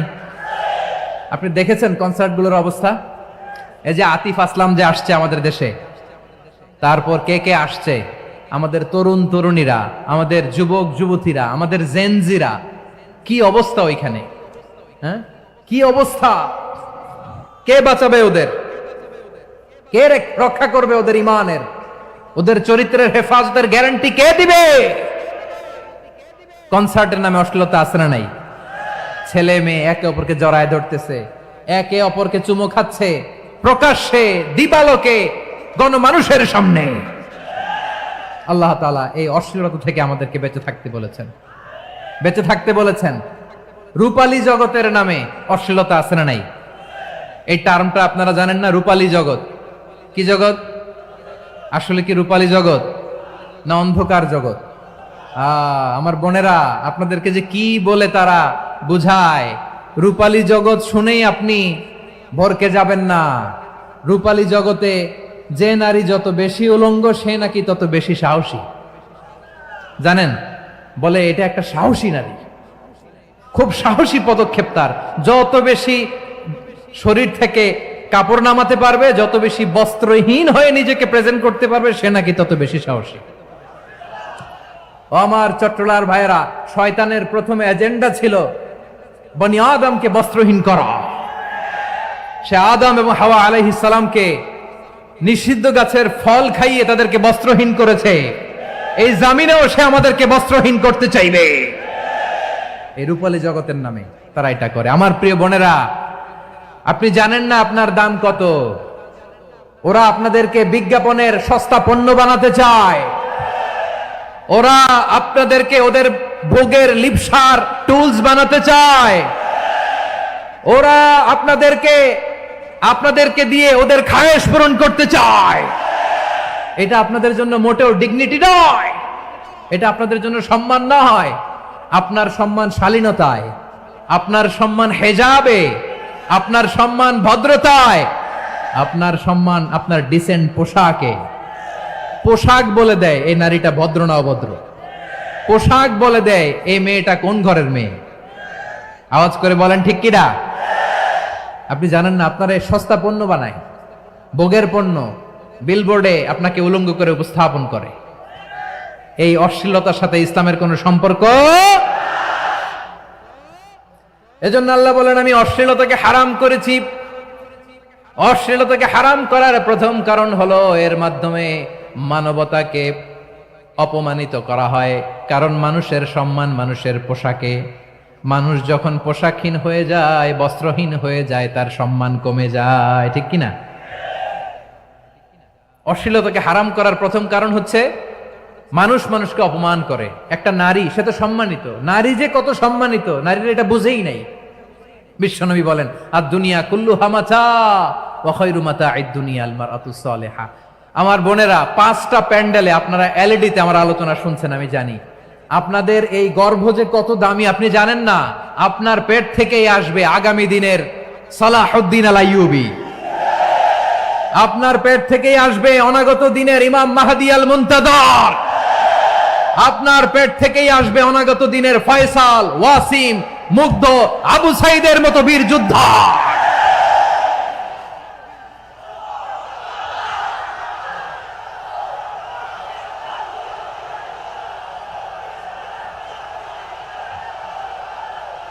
আমার প্রিয় বোনেরা, আমার প্রিয় বোনেরা, বিশ্বনবীর কথার ওজন খেয়াল করেন। আর দুনিয়া কুল্লুহা মাতা ওয়া খায়রু মাতা'আদ দুনিয়া আল মারআতুস সালিহা। দুনিয়ার সবকিছুই অ্যাসেট, এর মধ্যে সবচেয়ে দামি অ্যাসেট নেককার নারী। আপনার গর্ভ যে কত দামি আপনি জানেন না। নিজের সময়টাকে কাজে লাগান, কোরআন পড়েন, সুন্নাহ পড়েন। আপনার অনেক দায়িত্ব ঘরে। You are the MD of your family. একটা family it's a very big institution. পরিবার একটা অনেক বড় প্রতিষ্ঠান। And you are the MD of your institution. আপনি এই পরিবারের MD, managing director of your family.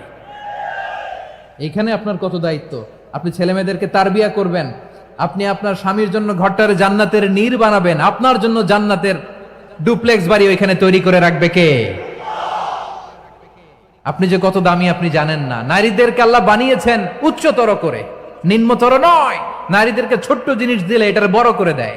নারীদেরকে ভ্রূণ দিলে শুক্রাণু দিলে নারী এটারে বাচ্চা বাচ্চা হিসেবে উপহার দেয়, ঠিক কিনা? বিয়ের মাধ্যমে স্বামী যখন তার শুক্রাণু তার স্ত্রীকে উপহার দেয়, স্ত্রী রিটার্নে কি উপহার দেয়?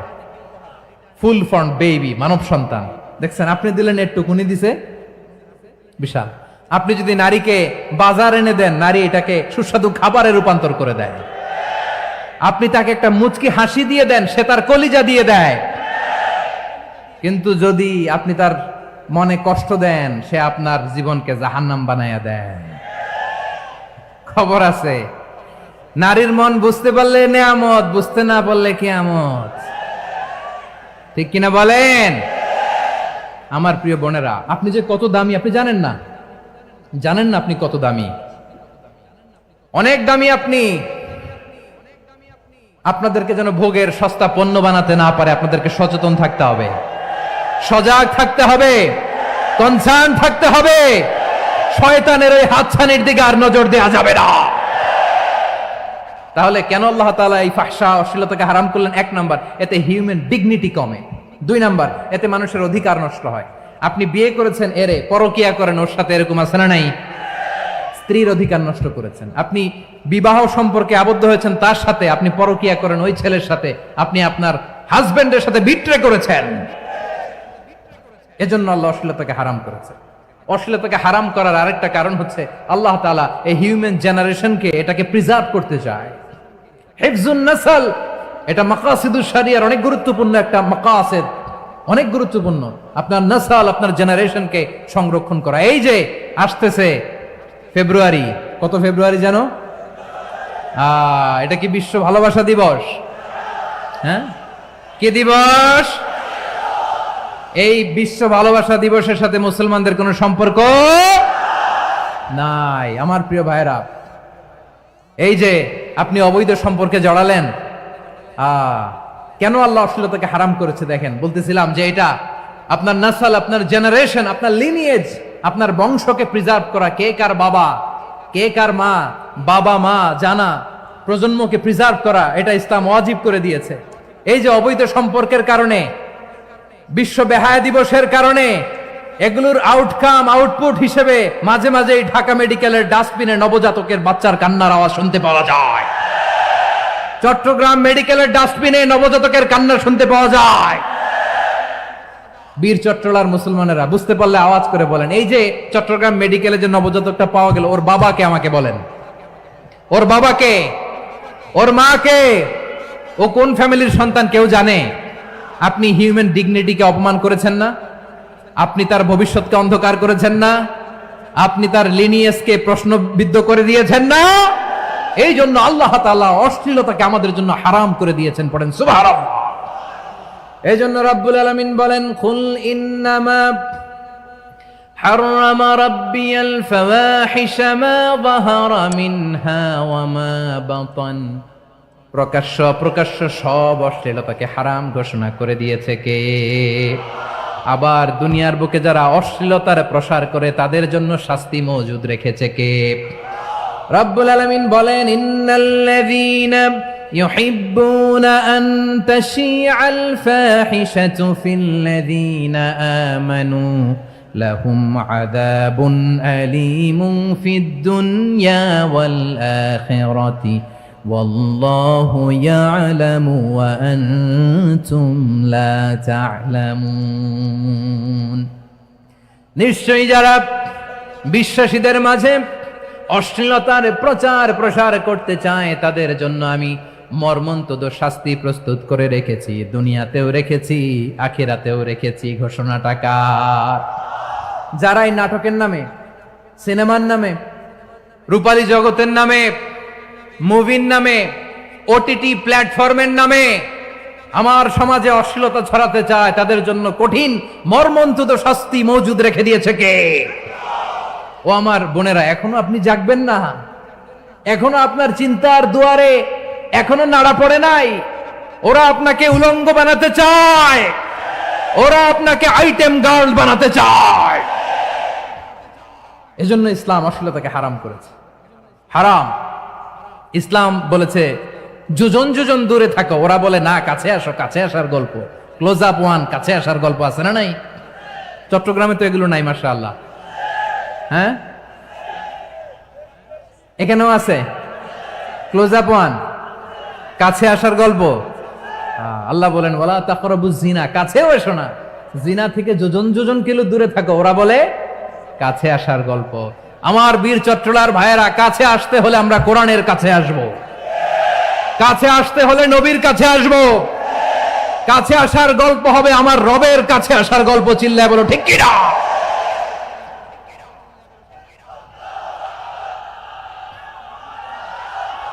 বসুন বসুন আমার ভাইয়েরা। তাহলে অশ্লীলতার সাথে আমাদের কোনো সম্পর্ক, সবাই বলতে পারেননি, আওয়াজ করে বলুন, অশ্লীলতার সাথে আমাদের কোনো সম্পর্ক। আমরা এই সমস্ত ক্লোজ আপ ওয়ান, কাছে আসার গল্পের প্রোগ্রামে যাব? আমরা কোন ধরনের অশ্লীল কন্টেন্ট সোশ্যাল মিডিয়ায়, টিভিতে দেখব? কি যুগ যে আমরা কাটাচ্ছি আপনি কল্পনা করতে পারবেন না। পর্ন ইন্ডাস্ট্রি, নারী পুরুষের বস্ত্রহীন যুগল দৃশ্য, এটাকে দিয়ে ওরা কোটি ডলারের ইন্ডাস্ট্রি বানিয়েছে। পুরো মানব ইতিহাসে এরকম জঘন্য সময় মানব ইতিহাস পার করে নাই। পর্ন এটা ইন্ডাস্ট্রি হয়ে গেছে। আমাদের এই যুবকগুলো, জেনজিগুলো, ওদের চরিত্র বাঁচাবে কি করে? কেমন করে হেফাজত করবে ওদের এই মূল্যবান চরিত্র? রাব্বুল আলামিন বলেন ওয়ায়ানহা আনিল ফাহশাই ওয়াল মুনকারি ওয়াল বাগি, তিনটা জিনিসকে আমি নিষিদ্ধ করলাম। এক নাম্বার হলো ফাহশা, অশ্লীলতা। দুই নম্বরে হলো মুনকার, সমস্ত মন্দ কাজ। আপনাদের মনোযোগ আছে না? শেষ করে দিব? আর 2-1 মিনিট শুনবেন? আচ্ছা বলি তাহলে, আর 2-1 মিনিট। তাহলে নিষেধাজ্ঞা জারি করেছেন তিনটা জিনিসের উপর। এক নাম্বার কি? ফাহশা, অশ্লীলতা। দুই নাম্বার মুনকার। মুনকার মানে হচ্ছে যত মন্দ কাজ, খারাপ কাজ, বাজে কাজ, এটার বলে মুনকার। এটার কি বলে? আপনারা পড়ছেন না, তা'মুরুনা বিল মা'রুফি ওয়া তানহাউনা আনিল মুনকার। ভালো কাজের আদেশ, সৎ কাজের আদেশ, অসৎ কাজের নিষেধ। মুনকার, মুনকার হচ্ছে মানুষের স্বাভাবিক বিবেক বোধ যেটাকে খারাপ বলে, ওইটাই মুনকার। পৃথিবীর সব আসমানি গ্রন্থ যেটাকে খারাপ বলেছে, মানুষের স্বাভাবিক বিবেক বোধ যেটাকে খারাপ বলেছে, এগুলো সব মুনকার। যেমন ইফটিজিং, এটা কি ভালো না খারাপ? মজুদদারি, খাদ্যে ভেজাল দেওয়া, ওজনে কম দেওয়া, মাছে ফরমালিন মিশানো, চাঁদাবাজি, টেন্ডারবাজি, দখলবাজি, এগুলো আমাদের স্বাভাবিক বিবেকেই বলে এগুলো খারাপ, এগুলো হচ্ছে মুনকার। আল্লাহ তাআলা এই মুনকার থেকে আমাদেরকে বেঁচে থাকতে বলেন, আর শয়তান এই মুনকারের প্রতি আমাদেরকে উদ্বুদ্ধ করে। আল্লাহ তাআলা বললেন ইয়া আইয়ুহাল্লাযীনা আমানু লা তাত্তাবিউ খুতুওয়াতিশ শাইতান ومن يتبع خطوات الشيطان فإنه يأمر بالفحشاء والمنكر।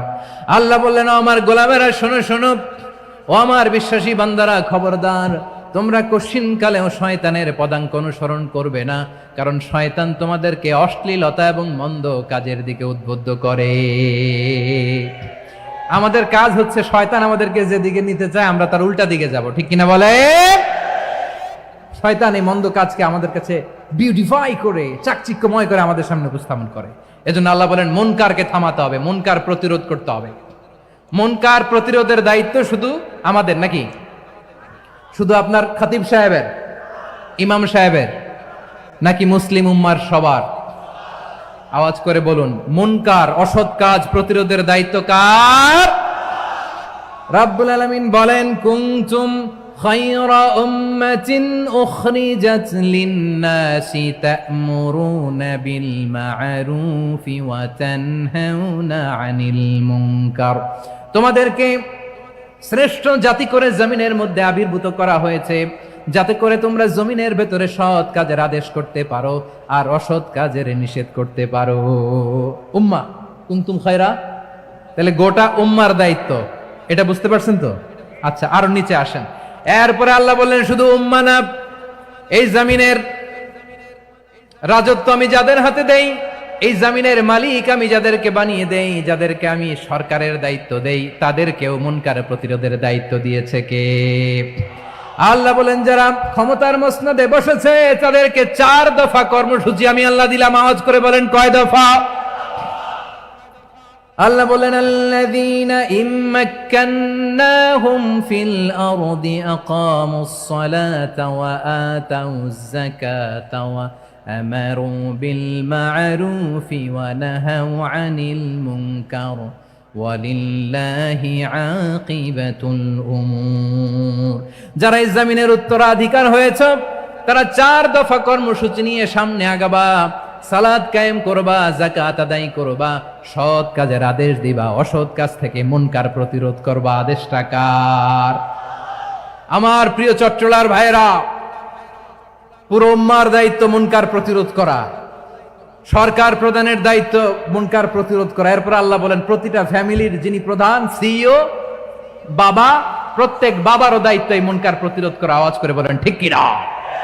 যেমনটি সাইয়েদনা লুকমান আলাইহিস সালাম ওনার কলিজার টুকরা সন্তানকে আদেশ করেছেন, ইয়া বুনাইয়া আকিমিস সালাতা ওয়া'মুর বিল মা'রুফি ওয়ানহা আনিল মুনকার। পড়েন সুবহানাল্লাহ। বাবা ছেলেকে সবক দিচ্ছে। কে সবক দিচ্ছে? কাকে? লুকমান আলাইহিস সালাম ছেলেকে বলতেছে, ওরে আমার কলিজার টুকরা সন্তান, ওরে আমার বাছা, নামাজ কায়েম করবা, সৎ কাজের আদেশ দিবা, আর মুনকার প্রতিরোধ করবা, অসৎ কাজ সমাজ থেকে খারাপ কাজকে ঝেঁটে বিদায় করে দিবা। তাহলে দেখেন আমি স্টেপ বাই স্টেপ নামলাম।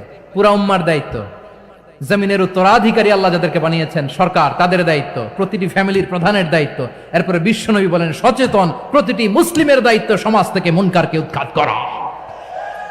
বিশ্বনবী বলেছেন মান রাআ মিনকুম মুনকারান ফালিয়ুগাইয়িরহু বিয়াদিহি فإن لم يستطع فبلسانه وإن لم يستطع فبقلبه وذلك أضعف الإيمان। সমাজে যে মুনকার দেখবে, খারাপ কাজ দেখবে, সে যেন হাত দিয়ে সেটাকে থামায়। কি দিয়ে? আপনাদের তো হাত নাই না? হাত আছে, হাত আছে। ওরা যেই হাত দিয়ে অন্যায় করে ওটা প্রতিরোধের জন্য আমাদেরও হাত আছে না নাই? থামাতে হবে, থামাতে হবে।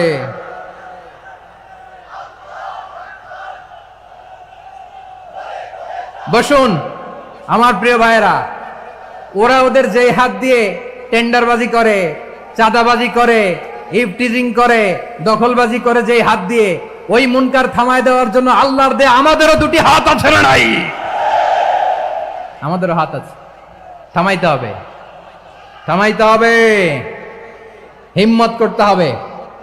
আমার প্রিয় ভাইয়েরা, না থামালে আমরাই ডুববো শেষমেশ। আমাদের বাঁচার জন্য হলেও থামাইতে হবে। রব্বুল আলামিন বলেন ওয়াত্তাকু ফিতনাতাল লা তুসিবান্নাল্লাযীনা যালামু মিনকুম খাসসা। ও আমার গোলামেরা, ওই আযাবকে ভয় করো যে আযাব যখন আমি জমিনের বুকে পাঠাই শুধু জালেমদেরকেই মারি না, আলেমদেরকেও মারি। আযাব যখন আসে তখন শুধু জালিমই মরে না, আলেমও মরে। জানেন মুসা আলাইহিস সালামের পায়ে একবার একটা লাল পোকা কামড় দিয়েছে, লাল পিঁপড়া। লাল পিঁপড়া কামড় দিলে খুব আরাম লাগে না? কি লাগে? হ্যাঁ, জলে না? লাল একটা পিঁপড়া কামড় দিছে, তো উনি রেগে মেগে পাশি দেখে লাল পিঁপড়ার বাসা, পা দিয়ে ডলে মুছে সবগুলো পিঁপড়া মেরে ফেলছে। এই ঘটনাটা আল্লাহ ঘটিয়েছেন এজন্য মুসা আলাইহিস সালাম ছিলেন কালিমুল্লাহ, সরাসরি আল্লাহর সাথে কথা বলতেন। তিনি আল্লাহকে জিজ্ঞেস করেছিলেন, আল্লাহ তুমি যখন কোন জনপদে আযাব পাঠাও, শাস্তি দাও, ওখানকার শুধু জালেমরাই তো মরে না, ভালো মানুষগুলাও মরে, তো আযাব দিবা মুশরিকদের উপর দিবা, অবাধ্যদের উপর দিবা, ভালো মানুষগুলারে মারো কেন? আল্লাহ বললেন মুসা তোমার যে কামড় দিছিল পায়ের মধ্যে পিঁপড়া, কয়টা পিঁপড়া? জোরে বলেন। একটা পিঁপড়া, সবগুলারে মারলা কেন? রেগে মেগে পুরো পিঁপড়ার বাসা ভেঙে মেসাকার করলা কেন? এই মুসা, আমি যখন অ্যাকশনে যাই, আমি যখন শাস্তি দেই, তখন এত বাস বিচার করা হয় না, বাস বিচার করা যায় না। যখন অ্যাকশনে যাওয়া হয় ওইটা ডাইরেক্ট অ্যাকশন হয়ে যায়। চিল্লায় বলো ঠিক কি না? এজন্য আমাদের বাঁচার জন্য হলে ওই পাপ থামাতে হবে, এই শয়তানের অট্টহাসি থামাতে হবে, অন্যায় অপরাধ সমাজ থেকে আমাদের থামাতে হবে। কারণ আযাব আসলে ওরাও মরবে, আমরাও মরব। একটা জাহাজ 2 তলা, আপনি আছেন 2য় তলায়। শুনতেছেন? শুনতেছেন? জাহাজ কয় তলা? আপনি কোন তলায়? 2য় তলায়। নিচের তলার কিছু লোক জাহাজের তলা ছিদ্র করতে আরম্ভ করছে। কি ছিদ্র করতেছে? আচ্ছা, জাহাজের তলা ছিদ্র করলে তলা দিয়ে কি ঢুকে?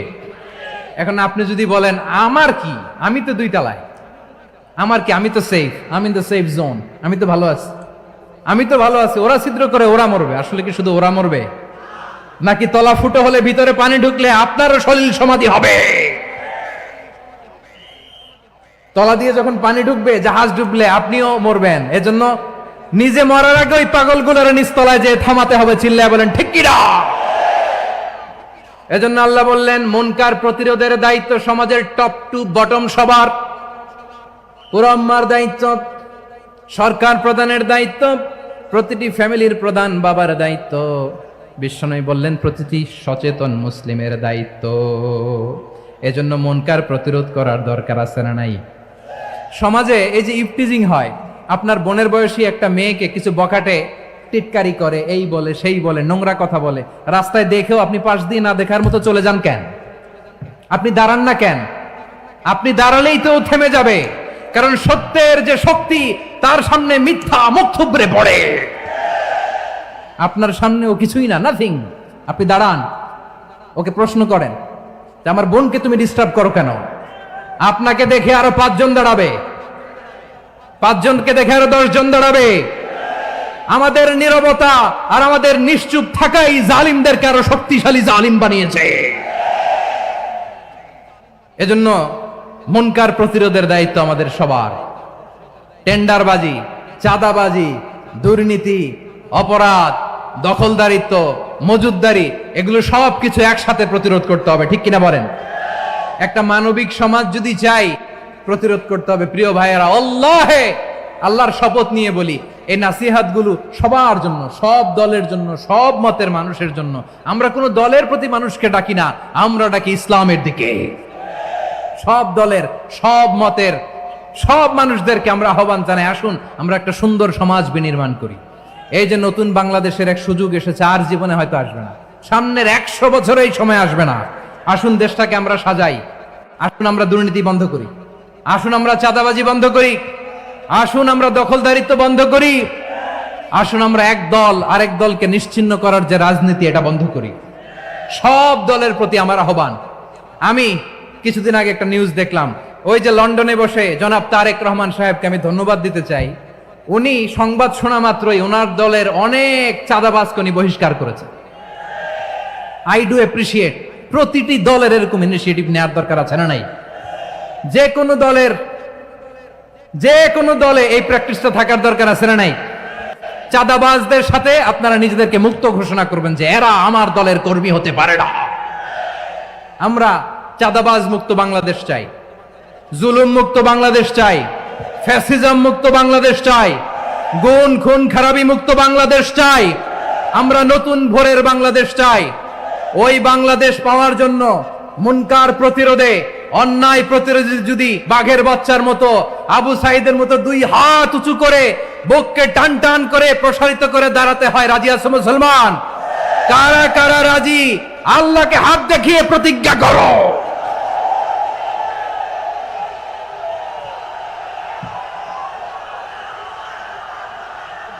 আমার প্রিয় ভাইয়েরা, বসুন বসুন আমার ভাইয়েরা। রাব্বুল আলামিন বলেন, ওয়ায়ানহা আনিল ফাহশাই ওয়াল মুনকারি ওয়াল বাগি ইয়াইদুকুম লাআল্লাকুম তাযাক্কারুন। বসুন। আল্লাহ বললেন, আমি অশ্লীলতাকে নিষেধ করি, আমি সব ধরনের মন্দ কাজকে নিষিদ্ধ করি, সব শেষে আমি সীমা লঙ্ঘনকে তোমাদের জন্য নিষিদ্ধ করি। আলোচনা মনে আছে তো, না ভুলে গেছেন? নিষিদ্ধ করেছেন কয়টা জিনিস?